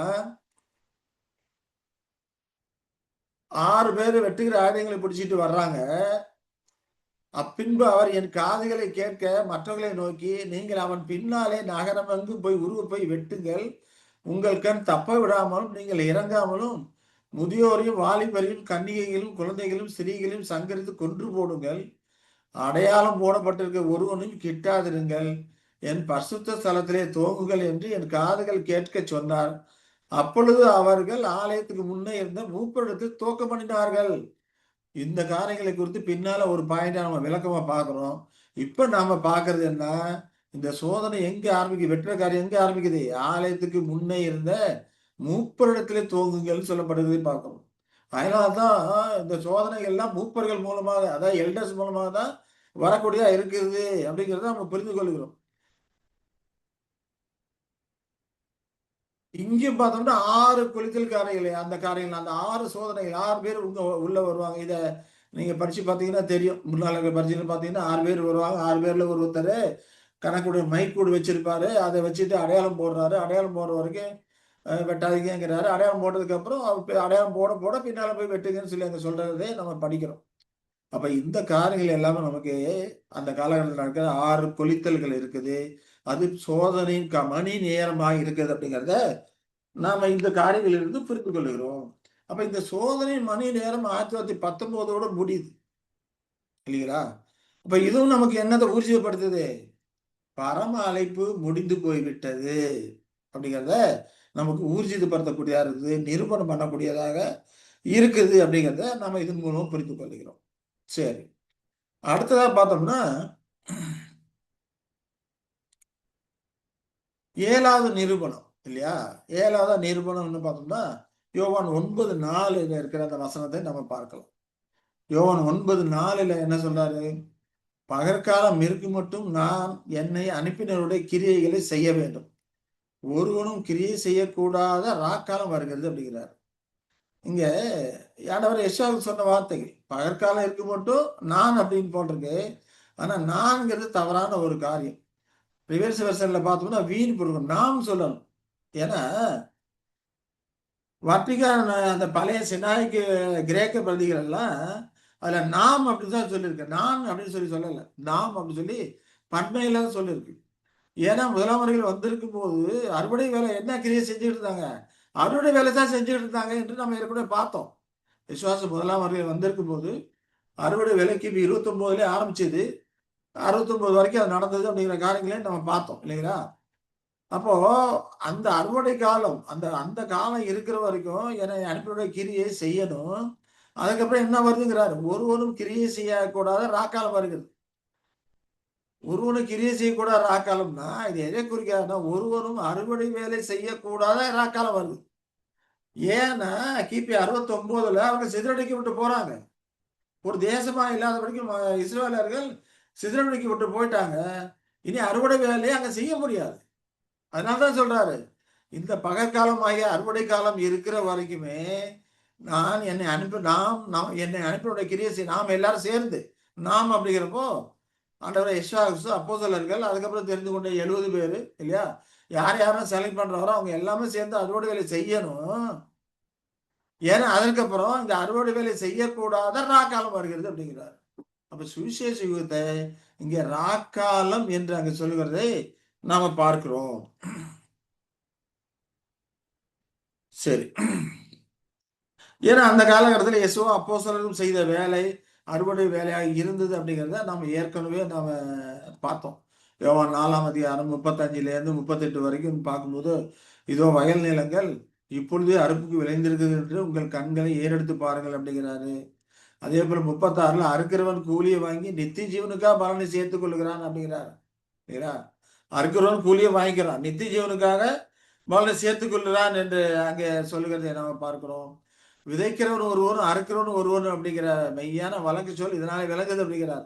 ஏன்னா இவர்கள் விதைக்காக தான் அறுவடை பண்ண போறாங்க. இவங்க போய் சத்தியத்தை விதைக்கல. ஏற்கனவே தீர்க்கதரிசிகள் மூப்பராகிய பாத்திரவான்கள் மூலமாக, தீர்க்கதரிசிகள் மூலமாக அது விதைக்கப்பட்டது. சத்தியம் விதைக்கப்பட்டது. விதைச்சு அங்க வளர்ந்துருக்குது. வளர்ந்துருக்கிற இஸ்ரவேல் ஜனங்கள் இடத்துல இவங்க போய் அறுவடை பண்ண போறாங்க. விதைக்காத அறுவடை பண்ண போறாங்க. அதனாலதான் 38வது வசனத்தை, நீங்கள் பிரயாசப்பட்டு பயிரிடாததை அறுக்க நான் உங்களை அனுப்பினேன் அங்க சொல்றதை நாம பார்க்கிறோம். அப்போ இங்கே கிபி 29லேருந்து அறுவடை ஆரம்பித்தது அப்படிங்கிறத நாம் இதெல்லாம் ஏற்கனவே விரிவா பார்த்தோம். அதை விரிவா பார்க்க வேண்டிய அவசியம் இல்லை அப்படின்னு சொல்லி நம்ம பார்க்கிறோம். அப்ப கர்த்தருடைய ஆவியால நிரம்பின அனைவருமே தங்கள் திறமைகள், தங்கள் வாய்ப்புகள் பயன்படுத்தி ஏதாவது ஒரு முறையில அறுப்பு பணியில அந்த காலத்துல அறுவடை செஞ்சாங்க. அப்ப அறுப்பு காலத்தில் இருந்த கர்த்தர் ஊழியக்காரர்கள் தங்களுடைய நேரம், சேவை, எண்ணங்கள் அனைத்துமே இந்த அறுப்பு பணிக்கே செலுத்தினாங்க அந்த காலகட்டத்துல. இப்ப முதல் வருகையில் சீசர்கள் செய்தது போல 2ஆம் வந்தத்தில் இருப்பவர்களும் அறுப்பு பணியை செய்தாங்க. அது 1874 அந்த அறுப்பு பணி அவங்க செய்தாங்க. அப்ப அறுப்பு பணியில அந்த துறையிலே உழைக்கக்கூடிய வாய்ப்பு கிடைத்திருக்கும் போது ஆர்வம் இல்லாததுனால அந்த வாய்ப்பை இழந்துவிடக் கூடாது. அதனால்தான் அவர்களுக்கு எச்சரிக்கையா இருக்க வேண்டும் என்று அவர் எச்சரிக்கையா சொல்றார். ஏன்னா இது அறுப்பு பணியை இதுக்கப்புறம் செய்ய முடியாது. அறுப்பு வேலை செய்ய முடியாது, ராக்காலம் வருது. அதனால நான் அறுப்பு பகல் இருக்கும்போது அந்த காரியத்தை செய்யுங்க. அதாவது அறுப்பு காலமாகிய பகல் காலம் இருக்கும்போதே அந்த காரியத்தை நீங்க செய்யுங்கன்னு சொல்லி அங்க செய்யறதுக்கு எச்சரிக்கையா இருங்கன்னு சொல்லி அங்க சொல்றாருங்கிறத பார்க்கணும். இப்போ உண்மையான கோதுமை மணியை வெறும் பெயரளவான விசுவாசிகளாகிய அந்த கலைகள் இருந்து பிரித்து எடுக்கக்கூடிய அந்த அறுவடை காலம், பெயரளவான சபைகள் இருந்து உண்மையான கோதுமை மணிகளை பிரித்து எடுக்கக்கூடிய அந்த அறுவடை காலம், முதலாம் அவர்களே பெயரளவான இஸ்ரவேலில் இருந்து ஆவிக்குரிய இஸ்ரவேலர்கள், உண்மையான ஆவிக்குரிய இஸ்ரவேலர்களை, உத்தமும் கபடமும் உத்தமமா உள்ள அந்த இஸ்ரவேலை பிரித்தெடுக்கக்கூடிய காரியம் அந்த அறுவடை காலமா இருந்தது. அதே போல இந்த காலகட்டத்தில் சுவிசேஷ இறுதியில் அதற்கு இணையாக பார்க்கும்போது பெயரளவான சபையில் இருந்து உண்மையான கோதுமை மணிகளை பிரிக்கக்கூடிய பிரிப்பை அதை குறிக்கக்கூடியதா இருக்கிறது. அப்ப கூலியை பெறுவான் அப்படிங்கிறார். இந்த சொல்லும் போது அறுக்கிறவன் கூலியை வாங்கி நித்திய ஜீவனுக்காக பலனை சேர்த்துக் கொள்கிறார். அறுக்கிற வேலை செய்யணும் அந்த கூலி நித்திய ஜீவனாய் இருக்கிறது அப்படின்னு சொல்லி பார்க்கிறோம். இப்ப தினந்தோறுமே எந்த சேவையுமே செய்கிறவன் ஒவ்வொரு நாளும் தன் கூலியை பெறணும். ஏன்னா நியாயப்பிரமாணத்துல கூலியை குறித்து சொல்லும் போது என்ன சொல்லப்பட்டிருக்குது, பொண்ணு செய்யறதுக்குள்ள அவனை கூலி அவனுக்கு கொடுத்துடணும்னு சொல்றாரு இல்லையா? நாளைக்கு தானே, அடுத்த வாரம் தானே அப்படிலாம் சொல்லக்கூடாது. ஒருத்தனை கூலிக்கு அமர்த்தி வேலை செய்தா பொண்ணு செய்யறதுக்குள்ள அவனுடைய கூலி அவனுக்கு கொடுத்துடணும்னு சொல்றாரு. அப்ப தினந்தோறும் எந்த வேலையும் நம்ம அந்த காலகட்டத்தில் செய்யறாங்க, அறுவடை வேலை செய்யறாங்க, அவங்களுக்கு தினந்தோறும் அந்த கூலி கிடைச்சுதா அப்படின்னு பார்த்தோம்னா நிச்சயமா கூலி கிடைச்சது இல்லையா? ஒவ்வொரு நாளும் தன் கூலியை பெற வேண்டும் சொல்றாரு. இப்ப கூலி அவங்களுக்கு எந்த விதமா கிடைச்சதுன்னா இந்த அறுவடை வேலை செய்து முடித்ததுக்கு அப்புறம் அவர்களுக்கு கிடைக்கக்கூடிய சந்தோஷம், ஒரு சமாதானம், ஒரு பூரிப்பு, மற்றவர்களை பாவத்திலிருந்து மீட்டு பாபிலோனுக்கு மீட்டு வெளியே கொண்டு வரும்போது அவர்களுக்கு இருக்கக்கூடிய அந்த ஒரு சந்தோஷம், மகிழ்ச்சி, அந்த பூரிப்பு, இது எல்லாமே அவர்களுக்கு ஒரு இம்மையிலே கிடைத்த ஒரு கூலியாக அது இருக்கிறது. அந்த கூலி என்னது நித்திய ஜீவன் வரைக்கும் அவர்களை அது கொண்டு போகக்கூடியதா இருக்கும்னு சொல்றார். ஏன்னா அறுக்கிறவன் கூலியை வாங்கி என்ன பண்றான், நித்திய ஜீவனுக்காக பலனை சேர்த்துக் கொள்கிறான்னு சொல்றார். அப்ப கர்த்தருடைய பிள்ளைகள் ஒவ்வொரு நாளும் நான் வேலை செஞ்சிருக்கிறேன்னா, அந்த சத்திய செய்தியை சொல்லியிருக்கிறேன்னா, செய்தியை சொல்லியிருக்கும் போது அது எனக்கு ஒவ்வொரு நாளும் மகிழ்ச்சியை கொடுக்குதா, சந்தோஷத்தை கொடுக்குதா, இல்ல ஏனோ தான் என்று கடமையா சொல்லி கொண்டிருக்கிறேனா? அப்ப நிச்சயமா ஒவ்வொரு நாளும் அவர்களுக்கு அந்த காரியத்தை செய்ததில் ஒரு சந்தோஷம், மகிழ்ச்சி இருக்குமானால் அவர்கள் கூலியை பெற்றிருக்கிறாங்கன்னு அர்த்தம். சந்தோஷம், மகிழ்ச்சி இல்லைன்னா கூலியை பெறல. கூலியை வாங்கி கொண்டு நித்திய ஜீவனுக்காக பலனை அவங்க சேர்த்து கொண்டே இருக்கிறார்கள். அந்த பலன் நித்திய ஜீவனுக்கான பலனாக அது இருக்குது என்று சொல்கிறதை நாம பார்க்கிறோம் இல்ல? அப்ப கர்த்தருடைய ஆசீர்வாதம், ஆனந்தமும் அவருடைய இதயத்தில் இருக்குது அப்படிங்கிறத ஒவ்வொரு நாளும் கர்த்தருடைய பிள்ளைகள் கவனிக்க தவறக்கூடாது. அது அவருடைய கிருபையின் கூலியாக இருக்குது. அவர் நமக்கு அருகில் இருக்கிறார் என்ற ஒரு உணர்வு அது இருக்குது. அது கொடுக்கக்கூடியதா இருக்குது. அந்த வேலை செய்யறோம்னா அவர் நம்ம பக்கத்திலே இருக்கிறாரு. யுகத்தின் முடிவு பரியந்தம் உங்களோட கூட இருக்கிறேன்னு சொல்றாரு. அப்படி சொன்னவர் இப்ப 8ஆம் வருகையில வந்திருக்கிறாரு. இல்லையா? வந்திருக்கும் இந்த காலகட்டத்தில பூமியில இருக்கிறாரு. கிரியை நடப்பித்துக் கொண்டு இருக்கிறாரு. நம்மோடு கூட இருக்கிறார். நம்முடைய கிரியைகளை பார்த்துக் கொண்டு இருக்கிறார். அப்படிங்கிறப்போ, அவர்கள் கூலிய வாங்கி அப்படிங்கிறப்போ, இந்த காரியங்களை செய்யும்போது, ஒவ்வொரு சகோதரனுக்கும் சகோதரிக்கும் சகோதரிக்கும் அதில மகிழ்ச்சியும், சந்தோஷமா இருக்கணும். அந்த மகிழ்ச்சி, சந்தோஷம் அவர்களுக்கு இப்ப கிடைக்கக்கூடிய கூலியா இருக்கிறது. அந்த கூலிய சேர்த்து வைக்கும்போது, அது நித்திய ஜீவனுக்கு அவர்களை கொண்டு போகக்கூடியதா இருக்கிறது. இப்ப நாம செய்யக்கூடிய மிகச் சிறந்த சேவைகளையும் கூட, அதாவது மிகச் சின்ன சின்ன சேவைகளா இருந்தாலும் கூட, நம்மை நேசிக்கும் கர்த்தரால் நாம் ஆசீர்வதிக்கப்படாமல் போக மாட்டோம் அப்படிங்கிறத கர்த்தருடைய பிள்ளைகள் புரிந்து கொள்ளணும்.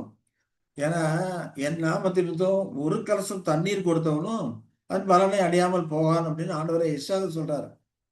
ஒரு கலசம் தண்ணி கொடுத்தாலும் அதற்கான பலன் உனக்கு வந்து சேரும் அப்படிங்கிறார். அடையாம போகமாட்டேன் அப்படிங்கிறார். அப்ப கர்த்தருக்கு சேவை செய்ய விரும்புகிறவங்க, சகோதரருக்கு சேவை செய்ய ஆர்வமாக இருப்பாங்க. சத்தியக்காரங்கள் மற்றவர்கள் சொல்வதற்கும், மற்றவருடைய குறைகளை சரி செய்வதற்கும், பாவிகளோடு அவர்களை வீட்டு வெளியே கொண்டு வருவதற்கும் ஆர்வமாக இருப்பாங்க. அவர்களுக்கு தேவைகள் மற்ற சகோதரர்களுக்கோ, சகோதரிகளுக்கோ தேவைகள் அதிகமாக இருக்கும்போது, அது நமக்கு கிடைக்கக்கூடிய ஒரு நல்ல வாய்ப்பாக இருக்கும். நம்முடைய உழைப்பும், உற்சாகமும் அதிகமா இருக்கும்போது, மற்றவர்களுக்கு நன்மையும், நமக்கு ஆசீர்வாதமும் அதிகமா இருக்கும். ஏன்னா மற்றவர்களுக்கு தேவை அதிகமா இருக்கும்போது, நாம அதிகமா உழைக்கணும். சத்தி செய்து கொடுக்கணும் அப்படிங்கிறது நமக்கு இருக்கணும். அப்படி நமக்கு இந்த உழைப்பும், உற்சாகமும் இதுல அதிகமா இருந்ததுன்னா, அது மற்றவர்களுக்கு நன்மையா இருக்கும். நமக்கும் ஆசீர்வாதம் அதிகமா இருக்கும். ஆனா, நாம் அந்தந்த காலத்துக்குரிய சத்தியத்தை, அந்த காலத்திலே சொல்லாதபடிக்கு,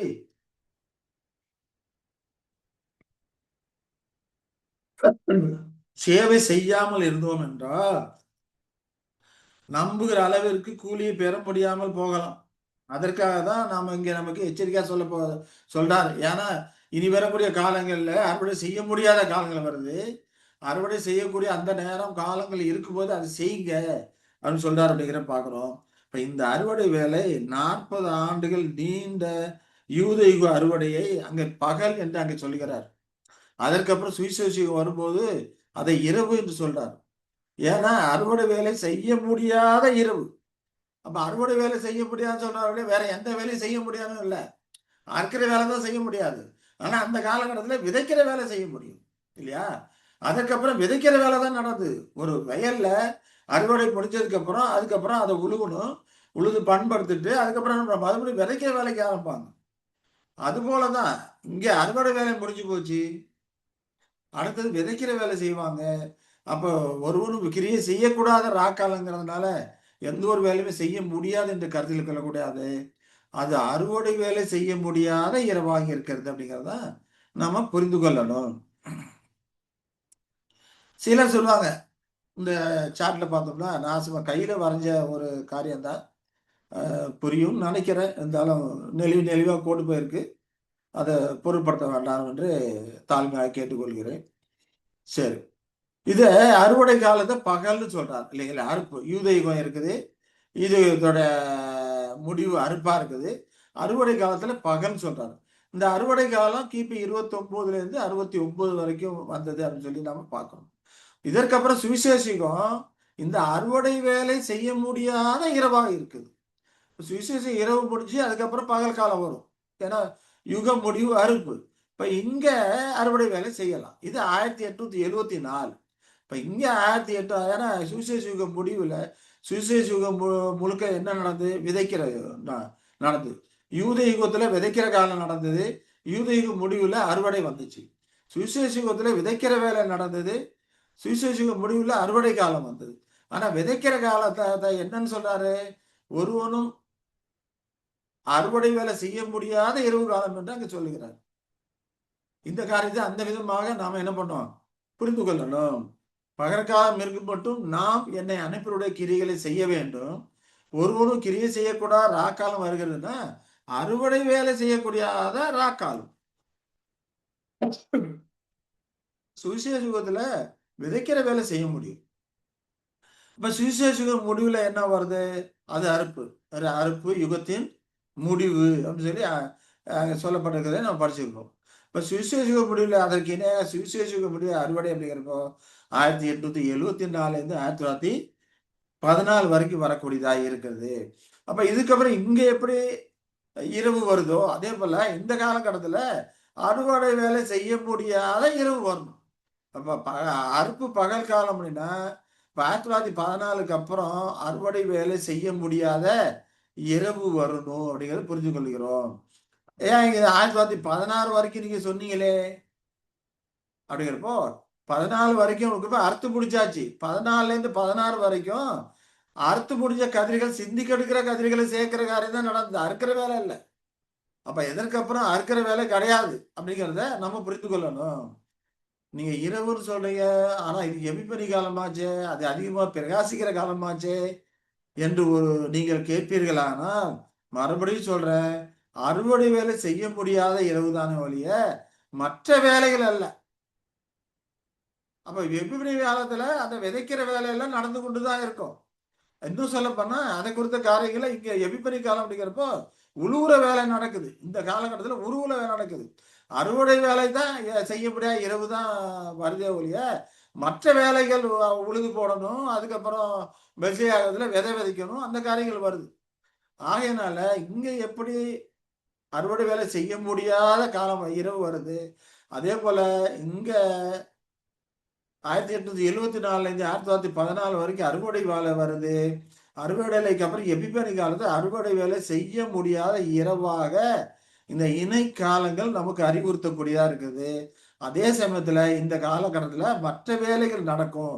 எபிபனி காலத்துல சத்தியமானது பிரகாசித்துக் கொண்டே போகும். ஆனா அந்த அறுவடை வளர்ந்த பயிர்கள் சுவிசேஷ யுகத்திலே வளர்ந்த பயிர்களை இங்க முதற் பலனாக அறுவடை செய்யக்கூடிய அந்த காரியங்கள் இல்லை அப்படிங்கிறத நம்ம என்ன பண்ணணும், இதை புரிந்து கொள்ளணும். சிலர் என்ன நினைக்கிறாங்கன்னா எஸ்ஆர்எஸ் இரவுன்னு சொல்லுது, அது இறந்த காலத்தை சுட்டி காட்டுறது அப்படின்னு சிலர் நினைக்கிறாங்க. அது அப்படி கிடையாது. யூதயுகம் முடிந்த போது வந்த முடிந்த போது எப்படி உபத்திரவ காலம் அங்கே 69 வந்ததோ அதே போல இங்கேயும் அறுவடை காலம் முடிந்ததுக்கு அப்புறம் எபிபனி காலம் உபத்திரவ காலமா இருக்குது. மகா உபத்திரம் 1914 ஆரம்பிச்சுன்னு பார்க்கணும்.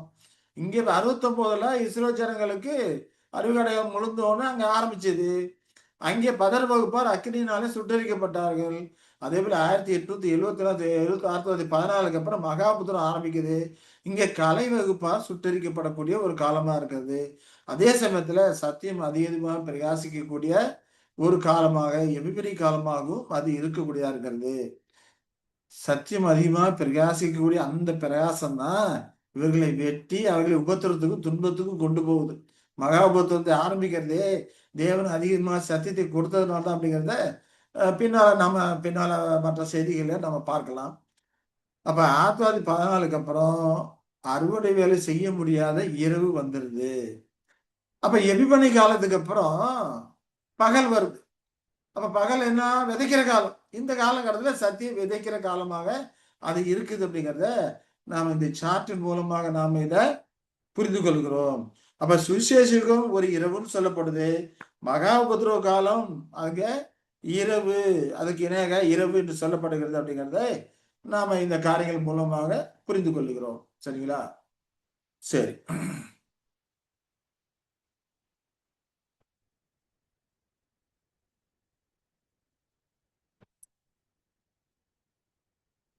அதற்கு இணையாகவே எஸ்ஐ 21ல 11 12ல படிக்கிறோம் இல்லையா? ஜாமக்காரனே இரவு எவ்வளவு சென்றது கேட்கிறாங்க என்று கூப்பிட்டு கேட்க, அதற்கு ஜாமக்காரன் விடியற்காலம் வருகிறது, ராக்காலம் வருகிறது, நீங்கள் கேட்க மனதானால் திரும்பி வந்து கேளுங்கன்னு சொல்றாரு. இரவு போயிடும், அதுக்கப்புறம் விடியற்காலம் வரும், அதுக்கப்புறம் ராக்காலம் வரும் அப்படிங்கிறார் இல்லைங்களா? அதே போல இங்க விடியற்காலம் வந்துச்சு, செய்தி கொடுக்கிற காலம் வந்துச்சு. அதே போல இங்க ராக்காலம் வருது. விடியற்காலம் ராக்காலம் வரும்போது விடியற்காலம் வருது, ராக்காலம் வருது. எபிபனி காலம் அப்படிங்கிறப்போ சத்திய வெளிச்சம் அதிகமா பிரகாசிக்கிற பகலாகவும் இருக்கிறது, இந்த அறுவடை வேலை செய்ய முடியாத ஈரமாகவும் இருக்கிறது அப்படிங்கிறத நாம் இந்த வசனங்கள் மூலமா புரிந்து கொள்கிறோம் இல்லையா? விடியற் காலம் வருகிறது, ராக்காலம் வருகிறது. நீங்க கேட்க மனதா இருந்தால் திரும்பி வந்து கேளுங்கள் என்று அங்க சொல்வதை நம்ம பார்க்கிறோம். அப்ப எபிரி காலம் பகலாகவும் இருக்கிறது, விடியற்கால காலமும் இருக்கிறது, ராக்காலமாகவும் அது இருக்கிறது அப்படிங்கிறதை நாம இதன் மூலமாக புரிந்து கொள்கிறோம் இல்லையா? அது மட்டும் இல்லாம யோவேல் சொல்லும்போது அந்த எபிபனி காலம், உபத்திரவ காலத்தை குறித்து சொல்லும்போது யோவேல் என்ன சொல்றாரு? யோவேல் 2ல அது இருளும் அந்தகாரம் நாள், அது மப்பும் அந்தாரமுமான நாள், விடியற்கால வெறுப்பு பர்வதங்கள் மேல் பரவுவது போல ஏராளமான ஒரு பலத்த ஜாதி தீவிரமா வந்து பரவும் இல்லையா? அப்படிப்பட்டது முன் ஒரு காலத்தில் உண்டானதும் இல்லை, இனி தலைமுறையாக வரும் வருஷங்கள்ல உண்டானதும் இல்லை. அப்ப இந்த வார்த்தை நம்ம எதை குறித்து சொல்றாரு? மகா உபத்திரவ காலம். இதுவரைக்கும் இப்படிப்பட்ட உபத்திரவம் வந்ததும் இல்லை, இனிமேலும் தோன்றாதமான மிகுந்த உத்தரவும்னு ஆண்டவர் எஸ்ஐயா கிறிஸ்துவும் அதை உறுதிப்படுத்துகிறார். அவருடைய வாய்மொழியா உறுதிப்படுத்துகிறார். இப்ப இந்த காலத்தை குறித்து சொல்லும்போது யோவேல் என்ன சொல்றாரு? இருளும் அந்தகாரமான நாள், மப்பும் அந்தாரமான நாள் இல்லையா? அப்படின்னு சொல்றாரு. ஆனா அது எப்படி எல்லாத்துக்கும் பிரகாசமா வெளிச்சத்துக்கு கொடுக்குற எபிபனி காலமா இருக்குது. ஆனா யோவேலு அந்த எபிபனி காலத்தை இருளும் அந்தகாரமான நாள் என்று சொல்றாரு பார்க்கிறோம். ஆமோஸ் 5:20 படிக்கும்போது கர்த்தருடைய நாள் வெளிச்சமா இராமல் இருளும் பிரகாசமற்ற அந்தகாரமாய் இருக்கும் அல்லவோ அப்படிங்கிறார். அப்ப கர்த்தருடைய நாள் அப்படிங்கிறப்ப 1000 வருடம் முழுக்க வெளிச்சமா இராம இருளும் பிரகாசமற்ற அந்தகாரமா இருக்குமா? அப்படி இல்ல. இந்த உபத்திரவ காலங்கள் இல்லையா? அந்த உபத்திரவ காலங்கள் வந்து இரவாக அங்க சொல்லுகிறது அப்படின்னு சொல்லி நான் பார்க்கிறோம். இருளும் பிரகாசமும் மற்ற அப்படிங்கிறப்போ இருளாவும் இருக்கும், பிரகாசமாவும் இருக்கும் அப்படிங்கிற ஒரு அந்தகாரமா இருக்கும் அல்லவோ, இருளும் பிரகாசமும் இல்லாத ஒரு அந்தகாரம் சொல்லி இங்க ஆமோஸ் அதை குறித்து எபிபனி காலத்தை சொல்றாரு அப்படிங்கிறத நாம இதன் மூலமாக புரிந்து கொள்கிறோம். சரிங்களா? சரி. அப்ப இதெல்லாம் எதுக்காக நம்ம படிக்கிறோம்? அறுவடை முடிந்து போய்விட்டது. பரூசியா காலத்தோட அறுவடை முடிந்து போய்விட்டது அப்படிங்கிறதுக்காக தான் இந்த காரியங்கள்லாம் நம்ம படிக்கிறோம். அதை நாம மறந்துடக்கூடாது இல்லைங்களா? அப்ப இந்த உபத்திரவ காலத்தை குறித்து பூமிய 1 ராஜாக்கள் சொல்லப்பட்டிருக்கு. எலியா கொடுத்த காரியங்கள் 1 ராஜாக்கள் சொல்லப்படும் போது 1 ராஜாக்கள் 19ல 11, 12 என்ன சொல்றாரு? கர்த்தருக்கு முன்பாக பர்வதங்களை பிளக்கிறதும் கண்மலைகளை உடைக்கிறதுமான பலத்த பெருங்காற்று உண்டாயிற்று. ஆனாலும் அந்த காற்றிலே கர்த்தர் இருக்கவில்லை. காற்றுக்கு பின் பூமி அதிர்ச்சி உண்டாயிற்று. பூமி அதிர்ச்சியிலும் கர்த்தர் இருக்கவில்லை. பூமி அதிர்ச்சிக்கு பின் அக்கினி உண்டாயிற்று. அக்கினியிலும் கர்த்தர் இருக்கவில்லை. இந்த மகாபுத்திரத்துக்கு சொல்லும்போது பலத்த காற்று அப்படிங்கிறப்போ 3 அதாவது உபத்திர காலத்துல 3 விதமான உபத்திரங்கள் சொல்றாரு. பலத்த பெருங்காற்று அப்படிங்கிறப்ப யுத்தம், உலகளாவிய யுத்தத்தை குறிக்கக்கூடியதா இருக்கு. பூமி அதிர்ச்சி அப்படிங்கிறப்ப உலகளாவிய புரட்சியை குறிக்கக்கூடியதா இருக்கு. அக்கினி அப்படிங்கிறப்ப அதை தொடர்ந்து வரக்கூடிய அராஜகத்தை குறிக்கக்கூடியதா இருக்கு. இப்படி 3 விதமாக அந்த உபத்திரவ காலம் இருக்கும். அந்த உபத்திரவ காலத்துல அதுக்கப்புறம் பஞ்சம், கொலை நோய், துஷ்ட மிருகங்கள் இதெல்லாமே இருக்குன்னு சொல்லி எசேக்கியேல் 14:21 சொல்றார். நான் மனுஷரை மிருகங்களில் நாசம் பண்ணும்படி எருசலேமுக்கு விரோதமாக பட்டயம், பஞ்சம், துஷ்ட மிருகங்கள், கொலை நோய் என்னும் 4 கொடிய தண்டனைகளையும் அனுப்பும் போது எவ்வளவு சங்காரமாகும் அப்படிங்கிறார். இப்ப மெயினா இந்த 3 மற்றைகள்லாம் அதற்குள்ளார பஞ்சம், கொலை நோய் இதெல்லாம் இருக்கும் அப்படிங்கிறத இங்க எசேக்கியேல்ல சொல்லுகிறதை நாம பார்க்கிறோம். அப்ப எபிபனி காலங்கிறது அறுவடை செய்ய முடியாத காலமா இருக்கிறது. மப்பு மந்தாரமான காலமா இருக்கிறது. இதுவரைக்கும் தோன்றிய மிகப்பெரிய உபத்திரவ காலமாகவும் அது இருக்கிறது. சக்தி வெளிச்சம் அதிகமாக பிரகாசிக்கிற காலமாகவும் அது இருக்குது அப்படிங்கிறத வேத வசனங்கள் மூலமாக நம்ம புரிந்து கொள்கிறோம். அப்ப இந்த மகாபத்திரம் வருவதற்கு முன்பாக என்ன பண்ணியிருக்கணும்? அது முடிந்து போயிருக்க வேண்டும் அப்படிங்கிறத நம்ம புரிந்து கொள்றோம். அப்ப இந்த முதல் கட்டமாக உலக போரின் மூலமாக கிறிஸ்துவ உலகத்தோட ஒவ்வொரு நாட்டிலும் அது ஆரம்பமானது. உலகப் போர் முழு கிறிஸ்துவ உலகத்தை தீவிரமாக பாதித்த பின்னுதான் அறுவடை வேலை செய்ய முடியாத இரவு வந்து விட்டது. அதான் 1916க்கு அப்புறம் அந்த அறுவடை வேலை முழுமையா செய்ய முடியாது அப்படிங்கிற நம்ம புரிந்து கொள்ள விழுகத்தில் பொருட்கள் அந்த காரியங்கள் கூட அதுக்கப்புறம் செய்ய முடியாது அப்படிங்கிறத நம்ம பார்க்கிறோம் இல்லைங்களா? அப்போ மகாபுத்திரத்துல ஆரம்பிச்சதே கிறிஸ்தவ நாடுகள் தான். அதே போல எல்லா கிறிஸ்தவ நாடுகளும் அதை பங்கேற்றது அப்படின்னு சொல்லி பார்த்தோம்னா கொஞ்சம் கொஞ்சம் நாடா பங்கேற்றது. ஆனா 1916க்கு அப்புறம் எல்லா நாடுகளும் பங்கேற்றது அப்படின்னு சொல்லி நம்ம பார்க்கணும். அதுல 1, 2 நாடுகள் பங்கேற்காமல் இருந்தாலும் கூட அந்த கூட்டணியிலே சேர்ந்து அதனால வர பாதிப்புகளை எல்லாம் அவர்கள் அடைந்தார்கள். இதுதான் வரலாறு நமக்கு சொல்லிக் கொடுக்கக்கூடிய காரியமா இருக்குது. அப்ப மகாபுத்திரங்கிறது 1914 ஆரம்பிச்சது. அப்ப அறுவடை காலமும் 1914ஓட முடிஞ்சது. விழுகதிர் பொறுக்குதல்ங்கிறது 1916ஓட அந்த காரியமும் முடிஞ்சு போயிருச்சு. ஆகையினால நிச்சயமாவே பராமரிப்பு அப்படிங்கிற காரியமானது அதோடு முற்று பெற்றாவிட்டது அப்படிங்கிறத நமக்கு இந்த காரியம் ஊர்ஜம் பண்ணுது. ஏன்னா ஒருவரும் செய்யக்கூடாத ராக்காலம் வருது. அப்ப இந்த அறுவடை காலம் இதோட முடிஞ்சு போகுது. இந்த அறுவடை காலத்துல தான் செய்ய முடியும். அறுவடை இல்லாத காலத்துல அதை செய்ய முடியாது அப்படிங்கிறத நாம இதன் மூலமாக நாம புரிந்து கொள்ளுகிறோம். சரி. அது மட்டும் இல்லாம அறுவடை முடிஞ்சதுக்கு அப்புறம் அதுக்கப்புறம் ஒரு ஒரு 7 வேலை இருக்கு. இப்ப இது வரைக்கும் நம்ம பார்த்தோம்னா அறுவடை அறுவடை அறுவடை தான் பண்ணி கொண்டு பார்க்கிறோம். அந்த அறுவடை வேலை முடிஞ்சுன்னா அதுக்கப்புறம் சத்திய சகோதரர்களுக்கு செய்யக்கூடிய அந்த அறுவடை அறுத்த அறுவடை அந்த கதிரைகள் செய்ய நடக்கக்கூடிய மற்ற காரியங்கள் இருக்குது. அதெல்லாம் என்னது அறுவடை வேலை செய்யணும், அதை கட்டணும், அதை வளர்த்தணும், போரடிக்கணும், தூற்றணும், சலிக்கணும், கடைசியில தான் களஞ்சியத்தில் கொண்டு சேர்க்கக்கூடிய காரியம் இருக்கு. இப்ப அதெல்லாம் கூட அந்த காலகட்டத்துல நடக்கக்கூடிய காரியமாக அது இருக்குது அப்படின்னு சொல்லி பார்க்கணும். அப்ப இங்க நம்ம பார்த்ததெல்லாம் அறுவடை வேலை முடிஞ்சுட்டு தான் பார்க்கிறோம். அதனால அங்க பரிசுத்தவான்கள் இருக்க மாட்டாங்க. முற்றுப்புள்ளி முடிஞ்சு போயிருச்சு அப்படின்னு உடனே பரிசுத்தவான்கள் எல்லாமே உயிர்த்தெழுந்து போயிட்டாங்க. அப்படின்னு நம்ம கருதக்கூடாது. பரிசுத்தவான்கள் உயிர்த்தெழுதல் 1878ல ஆரம்பிக்குது. அதற்கப்புறம் படிப்படியா அவங்க தங்கள் ஓட்டத்தை முடிக்க இமைப்பொழுதிலே மறுரூபமாகி கிறிஸ்துவோடு கூட சேர்றாங்க அப்படிங்கிற காரியங்களை நம்ம ஏற்கனவே பார்த்திருக்கிறோம் இல்லையா? ஆகினா அந்த காலம் கிட்டத்தட்ட நுணுக்கமா பார்த்தோம்னா 1950 வரைக்குமே போகக்கூடியதாக அது இருக்கும். இப்ப நாம அதெல்லாம் பார்த்தோம் நிறைய டைப் அண்ட் ஆன் டீடைல்ஸ்க்கு நம்ம போனா தான் அந்த காரியங்கள நம்ம புரிந்து கொள்ள முடியும்.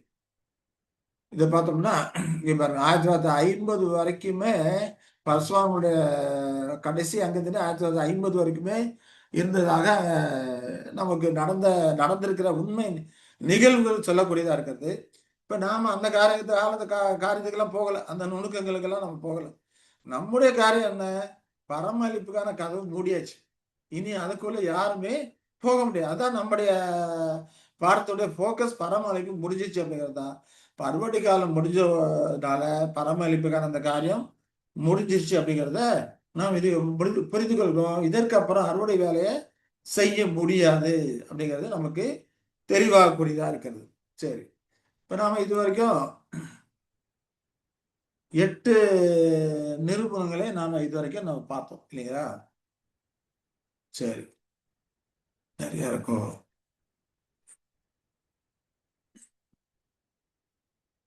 சாரி 7 நிரூபணங்களை நம்ம இது வரைக்கும் பார்த்தோம் இல்லையா? அடுத்ததா நம்ம பார்க்கும்போது 8வது நிரூபணம். 8வது நிரூபணமா என்ன சொல்றாருன்னா ஆமோஸ் சொல்றது படிக்கிறோம். ஆமோஸ் 9:13ல என்ன படிக்கிறோம்னா, இதோ உழுகிறவன் அறுக்கிறவனையும் திராட்சை பழங்களை ஆலையாடுகிறவன் விதைக்கிறவனையும் தொடர்ந்து பிடித்து பர்வதங்கள் திராட்சரசமாய் வடிகிறதும் மேடுகள் எல்லாம் கரைகிறதுமான நாட்கள் வரும் என்று கர்த்தர் சொல்லுகிறார். இங்க வித்தியாசம் ஒரு காரியம் சொல்றாரு. உழுகிறவன் அறுக்கிறவனை தொடர்ந்து பிடிக்கிறான் அப்படிங்கிறார். திராட்சை பழங்களை ஆலையாடுகிறவன் விதைக்கிறவனை தொடர்ந்து பிடிக்கிறான் என்று அங்க சொல்லுகிறது நம்ம பார்க்கிறோம் இல்லையா? சரி. இதுல ஒரு பாயிண்ட் நாம சொல்லாம விட்டுட்டேன். அது என்னன்னு சொன்னா அறுவடை வேலை செய்ததுக்கு அப்புறம் அப்ப மற்ற வேலையை எதுவும் செய்ய முடியாது அப்படின்னு நம்ம நினைச்சுக்க கூடாது. அறுவடை வேலை செய்ய முடியாத அந்த நாட்களில் கூட சத்தியத்தை நமக்கு எடுத்து சொல்றதுக்காக தேவனுக்கு ஒரு வாய்ப்பு இருக்கும். ஏன்னா ஜெயில இருக்கும்போது ரசல் ஒரு முறை சொல்லும் போது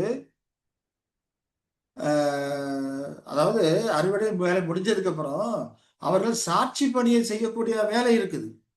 சாட்சி கொடுத்து கொண்டுதான் இருப்பாங்க. அதுக்கப்புறமா அவர்கள் சாட்சி கொடுத்து கொண்டுதான் அவர்கள் இருக்கிறாங்க. அந்த பணி வேலை செய்து கொண்டுதான் இருப்பாங்க. ஆனா அறுவடை வேலை நடக்காது. அவ்வளவுதான். உயிரோடு இருக்கிற அந்த பசுவான்கள் அதுக்கப்புறம் சும்மா இருப்பாங்கன்னு நம்ம நினைக்க கூடாது. அப்ப அவர்கள் அந்த சாட்சிப்படுத்தக்கூடிய பணியை அவங்க செய்து கொண்டிருப்பாங்க. ஆனா அறுவடை வேலை தான் அங்க நடைபெறாது.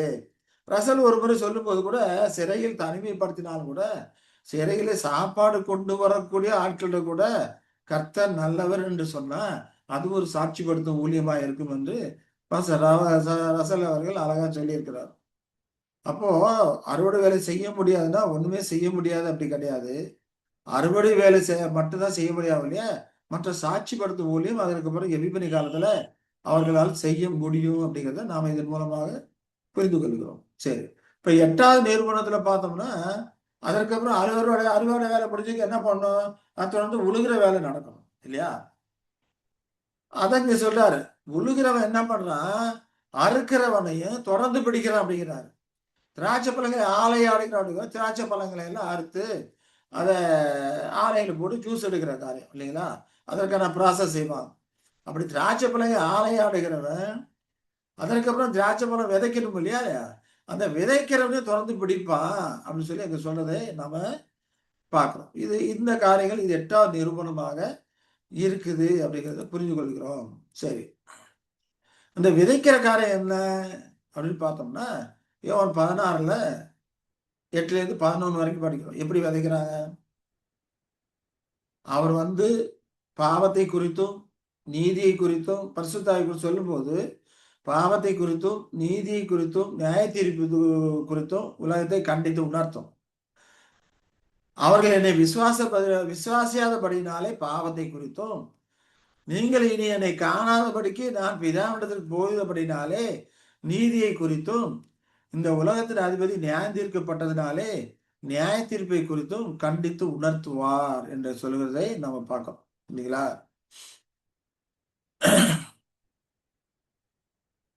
அப்போ விதைக்கிறவன் அறுவடை வேலை செய்யறவன தொடர்ந்து பிடிக்கிற காரியம் தான். பாவத்தை குறித்தும் நீதியை குறித்துலாம் தொடர்ந்து அந்த வேலையை தொடர்ந்து அவங்க செய்வாங்க அப்படிங்கிறத குறித்து நாம இங்க பார்க்கிறோம் இல்லையா? உழுகிறவன் அப்படிங்கிறப்போ இந்த மகாபுத்திர காலத்தை குறிக்கக்கூடியதா இருக்குது. திராட்சை ரசை மிதிப்பவன் அப்படிங்கிறப்போ அதுவும் மகாபுத்திர காலத்தை குறிக்கக்கூடியதா இருக்குது. இவங்க அறுவடை செய்பவரையும் விதைப்பவனையும் அறுவடை செய்கிறவன உழுகிறவன் தொடர்ந்து பிடிக்கிறான். திராட்சை பழங்களை ஆலையா அடிக்கிறவன விதைக்கிறவன் தொடர்ந்து பிடிக்கிறான்னு சொல்லும்போது, அந்த விதைக்கிற காரியம் எப்படி அப்படின்னா, நீதியை குறித்தும், நியாய தீர்ப்பை குறித்தும் உலகத்தை கண்டித்து உணர்த்தக்கூடிய காரியம் தான் விதைக்கிற காரியமா இருக்கிறது.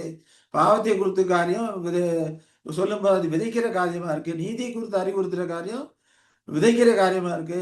வரக்கூடிய நியாய தீர்ப்பை குறித்து கண்டு உணர்த்துற காரியம்லாம் விதைக்கிற காரியமா இருக்கு. இந்த காரியங்கள் எல்லாம் நடக்கும். அதனால ஒருவனும் அறுவடை வேலை தான் செய்ய முடியாது. மற்ற காரியங்கள் நடக்கும். அந்த வேலையில செய்யறதுக்கு தொடர்ந்து பிடிப்பாங்க.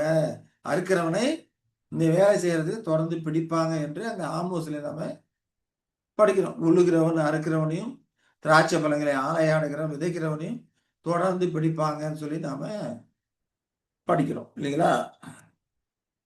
சரி. இதை குறித்து நாம ஏற்கனவே அந்த சார்ட்ல நம்ம பார்த்தோம் இல்லைங்களா? பகல் காலத்துல அதாவது இந்த அறுவடை காலத்தோட இந்த உழுகிறவன் அப்படிங்கிறது எபிபினி காலத்துல மகாபத்ரம் இல்லையா? அந்த மகாபத்ர காலத்துல பூமியை கீழது மேலதாக்கணும் இல்லையா? உழுவுறது எதுக்காக? கீழே இருக்கிற மண்ணு மேல வரணும், மேல இருக்கிற மண்ணு கீழே போகணும். அதனால்தான் இங்க சொல்லும் போது மேடுகள் எல்லாம் கரைகிறதுமான நாட்கள் வரும் இல்லையா? பர்வதங்கள் திராட்சை ரசமாய் வடிகிறதும் மேடுகள் எல்லாம் கரைகிறதுமான நாட்கள் வரும்னு சொல்றார். மேடா இருக்கிறதுனா பள்ளமாகணும் இல்லையா? எல்லாம் சமப்படுத்தணும். அப்ப அதற்கு உழுவுற வேலை செய்யணும். அதற்கு எவிவரி காலம் இருக்க இந்த மகா உபத்திரவ காலம் இது இருக்கக்கூடியதா இருக்குது. இப்ப இந்த உழுகிறவன் அறுக்கிறவனை தொடர்ந்து பிடிப்பான்னு சொல்றார். உழுகிறவன் அறுக்கிறவனை தொடர்ந்து பிடிப்பான் அப்படின்னு சொல்லி அங்க சொல்றது நாம பார்க்கிறோம் இல்லைங்களா? சரி.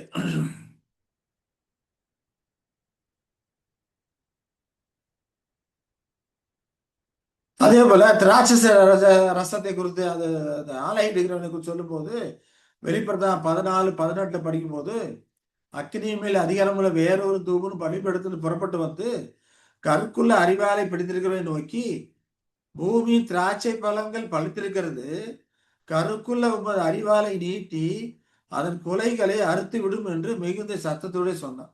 பூமியின் திராட்சை பழங்கள் இது. பூமிக்கு வர உபத்திரவங்களை குறிக்கக்கூடியதா இருக்குது. அப்ப பூமியின் திராட்சை பழங்களை அறுத்து ஆலையில போடும் சரிங்களா. அதான் அடுத்ததா வர வசனம் ஆலையில போற காரியங்களை குறித்து சொல்றார். அப்பொழுது வெளிப்பதான் 14, 19, 20 படிச்சோம்னா, அப்பொழுது அந்த தூதன் அறிவாலை பூமி மேல் நீட்டி பூமியின் திராட்சை பழங்களை அறுத்து தேவனுடைய கோபாக்கினை இன்னும் பெரிய ஆலையிலே போட்டான். நகரத்துக்கு புறமே உள்ள அந்த ஆலையிலே அது மிதிக்கப்பட்டது. அது ஆலையிலிருந்து 1600 ஸ்தாதி 1600 ஸ்தாதி தூரத்திற்கு ரத்தம் புறப்பட்டு குதிரைகளின் கடிவாளங்கள் மட்டும் பெருகி வந்தது.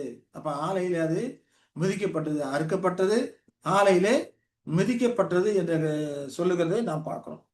அப்ப உலகத்தை 1000 வருட ராஜ்யத்தின் விதைப்பு பணிக்கு தயார்படுத்தக்கூடிய அந்த வேலை மகா உத்தரவு காலமா இருக்குது. அது உழுகுற வேலை.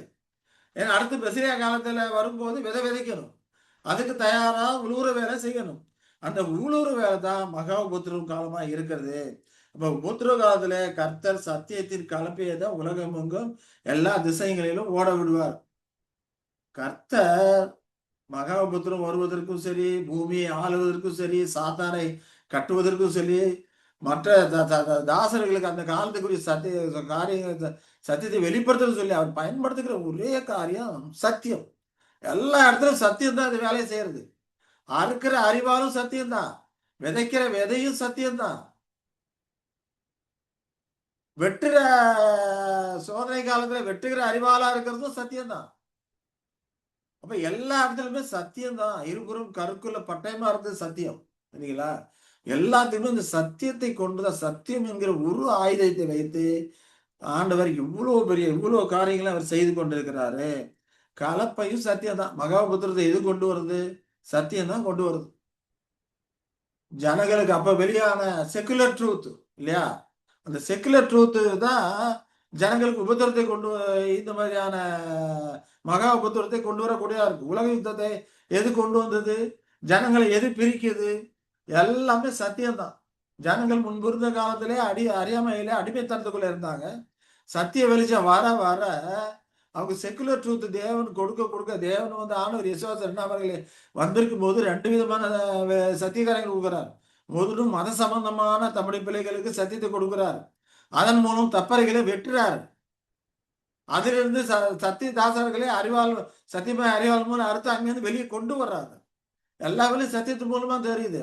அதே போல செக்குலர் ட்ரூத்தை கொடுக்கும்போது ஜனங்களுக்கு அவர்கள் ஏமாற்றப்படுகிறார்கள், அவர்களுக்கு உரிமை இருக்குன்னு சொல்லிட்டு அவர்களுக்கு அதிகமான வெளிச்சத்தையும் அதிகமான அறிவு பெருக்கத்தையும் கொடுக்க அவர்கள் கொதித்திலிருந்து ஆளுகளுக்கு விரோதமா வர்றாங்க. அதன் மூலமா மகாபத்திரம் வரக்கூடியதாக அது இருக்குது. அந்த காரியத்தை குறித்து நாம பின்னால நம்ம விளக்கமாக நம்ம அந்த காரியங்களை குறித்து நம்ம பார்க்கலாம்.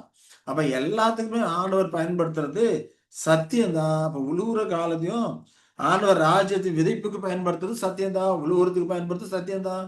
அதன் மூலமா தான் மகாபுத்திரம் வருதுன்னு சொல்லி பார்க்கிறோம். உதாரணத்துக்கு ஒரு சின்ன எக்ஸாம்பிள் பார்த்தோம்னா, இப்ப நம்ம இந்தியாவிலே பார்த்தோம்னா அந்த காலத்துல எப்படி இருந்தாங்க? சரியா ட்ரெஸ் போட தெரியாது இல்லையா. ஒரு இடுப்புல மட்டும்தான் வேட்டி கட்டியிருப்பாங்க.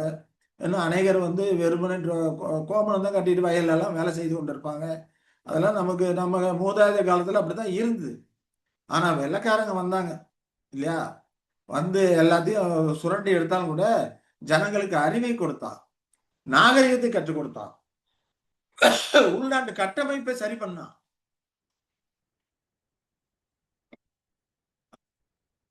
என்ன பார்த்துட்டாங்க, அவங்க பெருக பெருக பிரிட்டிஷ்காரன் நம்மளை ஆண்டு நம்முடைய தேசத்தில் இருக்க கனிம வளங்களை சுரண்டிட்டு போறான். ஆகினா அவங்க இருக்கக்கூடாது. ஏன்? அறிவு பெருகி போச்சு. அறிவு பெருகி போனா அவனுக்கு எதிராக கோஷம் போட ஆரம்பிச்சுட்டாங்க இல்லையா. வெள்ளையனே வெளியேறு. ஆனா அறிவு பெருகிறதுக்கு முன்னால அமைதியா இருந்தாங்க, அடிமையா இருந்தாங்க. அறிவு பெருக பெருக அங்க பெரிய உபத்திரம் வரக்கூடியதா இருக்குது. அந்த பிரச்சனைகளும் கொந்தளிப்புகளும் வரக்கூடியதா இருக்குது சொல்லி பார்க்கிறோம். இந்த மகா உபத்திரமும் அதன் மூலமாக செக்குலர் ட்ரூத் மூலமாக தான் அது உருவாகி வந்தது அப்படிங்கிறத நாம புரிந்து கொள்கிறோம். சரிங்களா?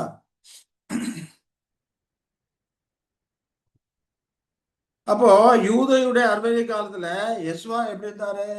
கலப்பை எடுக்கிறவராகவும் இருந்தார். சத்தியத்தை ஒரு கலப்பையாகவும் பயன்படுத்தினார். அதே போல அறுப்பராக அறுவடையாகவும் பயன்படுத்தினார். 2 வேலையும் அங்கே நடந்தது. ஏன்னா, அவர் எச்சரிக்கையா சொன்னார். உங்கள் வீடு உங்களுக்கு எதிராக பாழாக்கி விடப்படுகிறது பட்டிருக்கிறது அப்படின்னு எச்சரிக்கையா சொன்னார். அதுக்கப்புறம் உபத்திரம் வரும். ஒரு கனி மேல் கல் இராதபடி இதெல்லாம் இடிக்கப்பட்டு போகும். இதெல்லாம் எச்சரிக்கையா சொன்னார். ஆனால் அவர்கள் என்ன பண்ணல?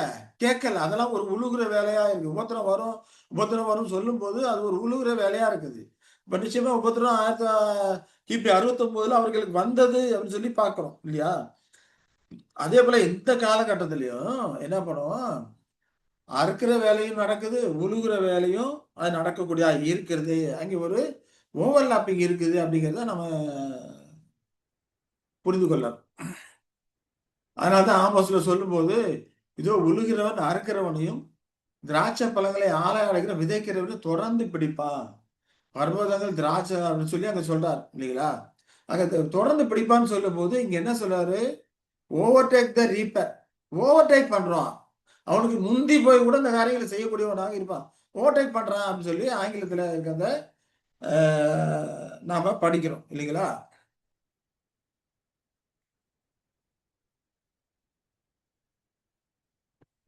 சரி.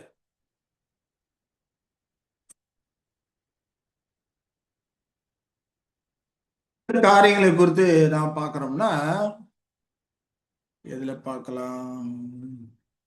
சரி.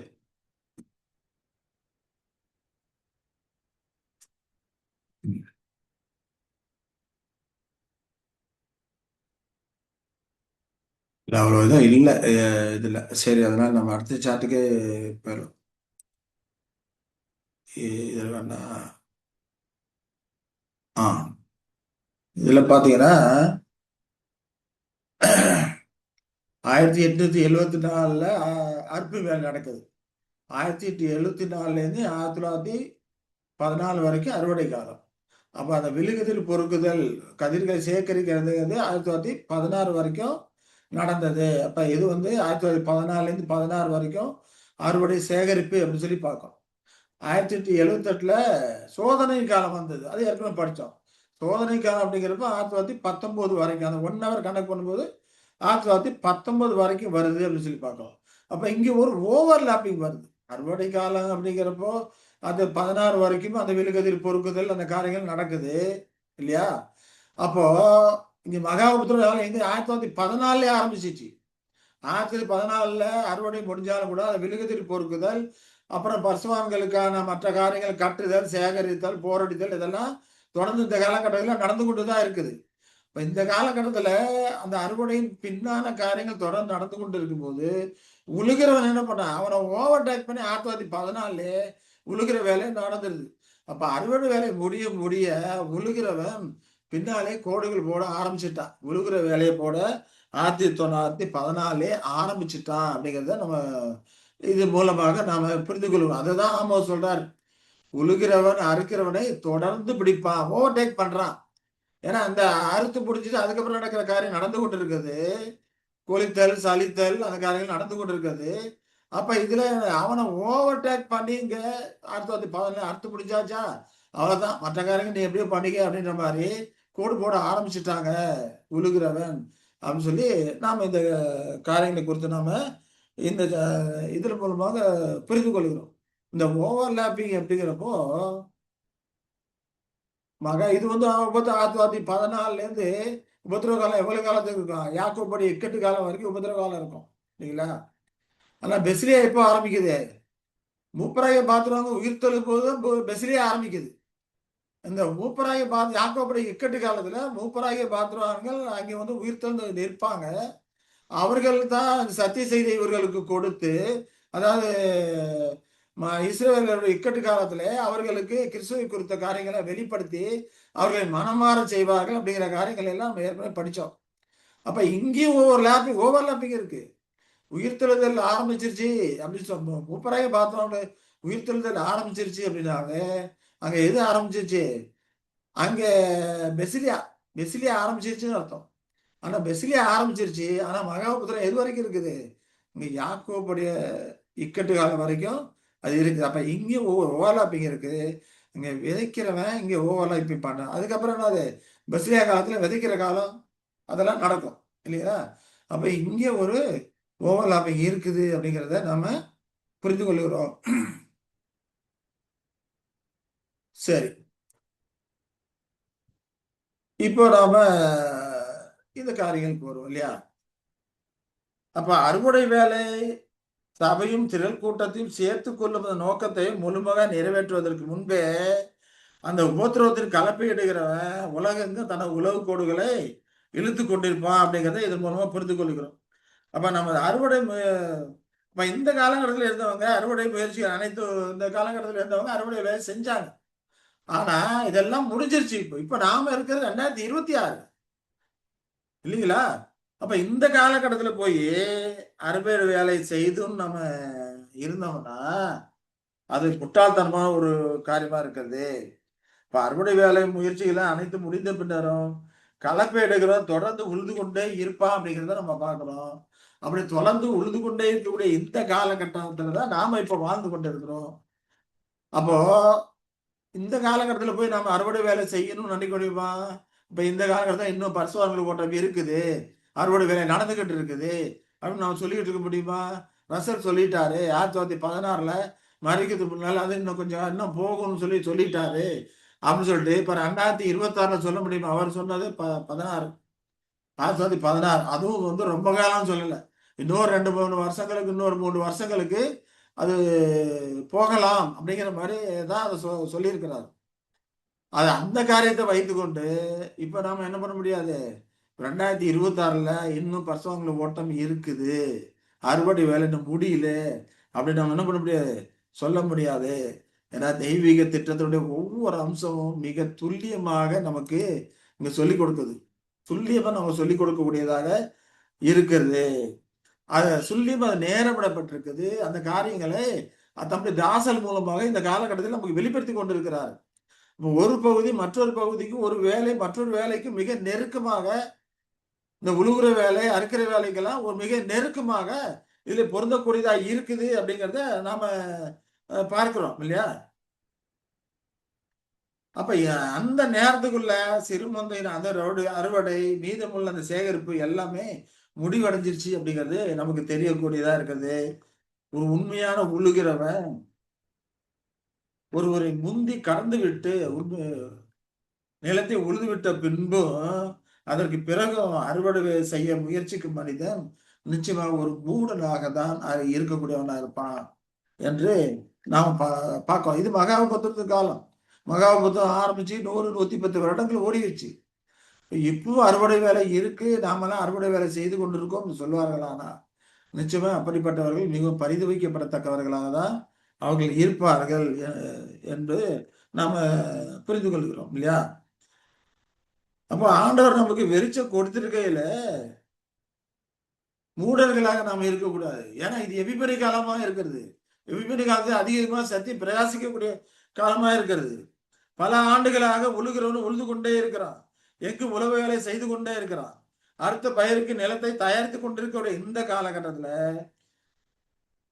சத்தியதாசர்கள் யாரும் சிறுமந்தை அறுவடை வேலை செய்யறதுக்கு முயற்சிக்க வேண்டாம். அது தவறான ஒரு காரியமா இருக்குது. ஆனா அதற்கு பதிலா மற்ற வேலைகளை செய்யலாம். மற்றவங்களை விசுவாசத்தினால நியாயம் பார்க்கக்கூடிய காரியங்கள், பிரசைக்கு அர்ப்பணிக்கக்கூடிய காரியங்கள், அது எப்போதுமே எந்த காலத்துக்குமே பொருத்தமான ஒரு காரியமா இருக்கும். அந்த பணியை நாம எந்த காலகட்டத்திலும் செய்யலாம்.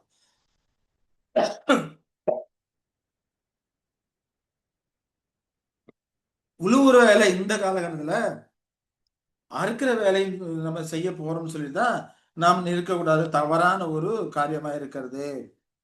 ஆகையினால மற்றவர்களை விசுவாசத்தினால நியாயமாக்கூட அந்த காரியத்தை கொண்டு வர்றதுக்கும் தேவனுக்கு பெருசை பண்ணக்கூடிய அந்த காரியகட்டத்துக்கும் நாம தொடர்ந்து அந்த காரியங்களை நாம இப்ப இருக்கிற சத்தியதாசர்கள் செய்து கொண்டே இருக்கலாம். ஆனா புதிதாக அர்ப்பணிப்பவர்களுக்கு அவர்கள் இப்போது ஆவினால் பிறக்கப்பட்ட அந்த சிறுமந்தைக்கான அழைப்பு இருக்கு அப்படின்னு சொல்லிட்டு அவர்களுக்கு ஒரு பொய்யான நம்பிக்கையை அளிக்காம வேத பூர்வமாக அவர்களுக்கு நம்ம என்ன பண்ணணும்? உறுதியை கொடுக்கணும். அதெல்லாம் முடிஞ்சு போச்சு. முடிஞ்சு போச்சு ஆனாலும் இன்னும் தேவனிடத்துல அநேக வாசஸ்தலங்கள் உண்டு. மற்ற காரியங்கள் இருக்கிறது அப்படின்னு சொல்லிட்டு அவர்களுக்கு சத்திய காரியங்களை கொடுக்க வேண்டுமே ஒழிய பொய்யான உறுதிமொழியோ பொய்யான நம்பிக்கையோ நாம் என்ன பண்ணக்கூடாது? வழங்கக்கூடாது. தேவனால் கிறிஸ்துவின் மூலமா ஏற்றுக்கொள்ளப்பட்டு பரிசுத்த ஆவியினால் இந்த காலகட்டத்திலே பிரகாசிக்கப்படக்கூடியவர்களா இருக்கிறார். ஆண்டவர் நம்மளை ஏற்றுக்கொண்டிருக்கிறார். இந்த காலகட்டத்தில் நம்ம சத்தியத்தை பெற்றிருக்கிறோம்னா புது சிருஷ்டி கிடையாது. ஆனா சத்தியத்தின் மூலமாக பிரயாசிக்கப்பட்டவர்களாக நாம இருக்கிறோம். பிரயாசிக்கப்பட்டவர்களாக இருக்கிறோம். அதற்கப்புறம் நாம மெல்லிய யுகத்துல கர்த்தருடைய யெஷுவாவும் மனவாட்டி உடையவருமான குமாரர் வகுப்பா நாம இருக்கிறோம். அதெல்லாம் யோவேல் 2:28 படிக்கும் போது நமக்கு இந்த காலகட்டத்தில் இருக்கிறது என்ன?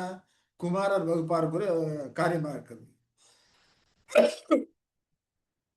இந்த காரியத்தை நாம் உண்மையான நிகழக்கூடிய காரியங்களை நாம எடுத்து சொல்லலாமே ஒழிய இன்னும் பரமளிப்பு இருக்கென்று பொய்யான நம்பிக்கைகளை நாம புதிதாக வருகிறவர்களுக்கு நாம கொடுக்க கூடாது அப்படிங்கிறத நாம இந்த நிரூபணங்கள் மூலமா புரிந்து கொள்கிறோம். இப்ப நாம இதுவரைக்கும் நம்ம பார்த்திருக்கிறது 8 நிரூபணங்களை பார்த்திருக்கிறோம் இல்லையா? 8 விதமான நிரூபணங்களை மெல்லியம் முடிஞ்சிருச்சு அப்படிங்கிற காரியங்களை குறித்து பார்த்திருக்கிறோம். இன்னும் மீத இருக்கிற காரியங்களை எல்லாம் கர்த்தருக்கு சித்தமாக நாம என்ன பண்ணலாம்? அடுத்த வாரத்துல இந்த காரியங்களை குறித்து நம்ம தொடர்ந்து பார்க்கலாம். சரி,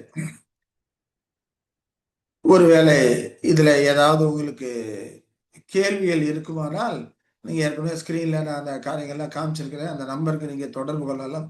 தொடர்பு கொண்டாக்க உங்களுக்கு அதற்கான மெட்டீரியல் படிச்சு தெரிஞ்சுக்கிறதுக்கு அதற்கான செய்திகள் அடங்கிய காரியங்கள் உங்களுக்கு பிடிஎஃப் மூலம் வாட்ஸ்அப்ல அனுப்பி வச்சா நீங்க படிச்சு தெரிந்து கொள்ளலாம். அல்லது அதுக்கு சம்பந்தமான வீடியோ வேணும்னாலும் அனுப்பி வைக்கிறோம். அதை நீங்க தெரிந்து கொள்ளலாம். நாம இதுவரைக்கும் நாம பார்த்த காரியங்கள் 8 விதமான நிரூபணங்களை நாம பார்த்திருக்கிறோம். தொடர்ந்து மேற்கொண்டு இருக்கக்கூடிய அந்த நிரூபணங்களை கர்த்தர் சித்தமாக தொடர்ந்து அடுத்த வகுப்பிலே நாம பார்க்கலாம். அன்பின் தேவன் தாமே நம்மை ஆசீர்வதித்து வழிநடத்துவாராக. ஆமென்.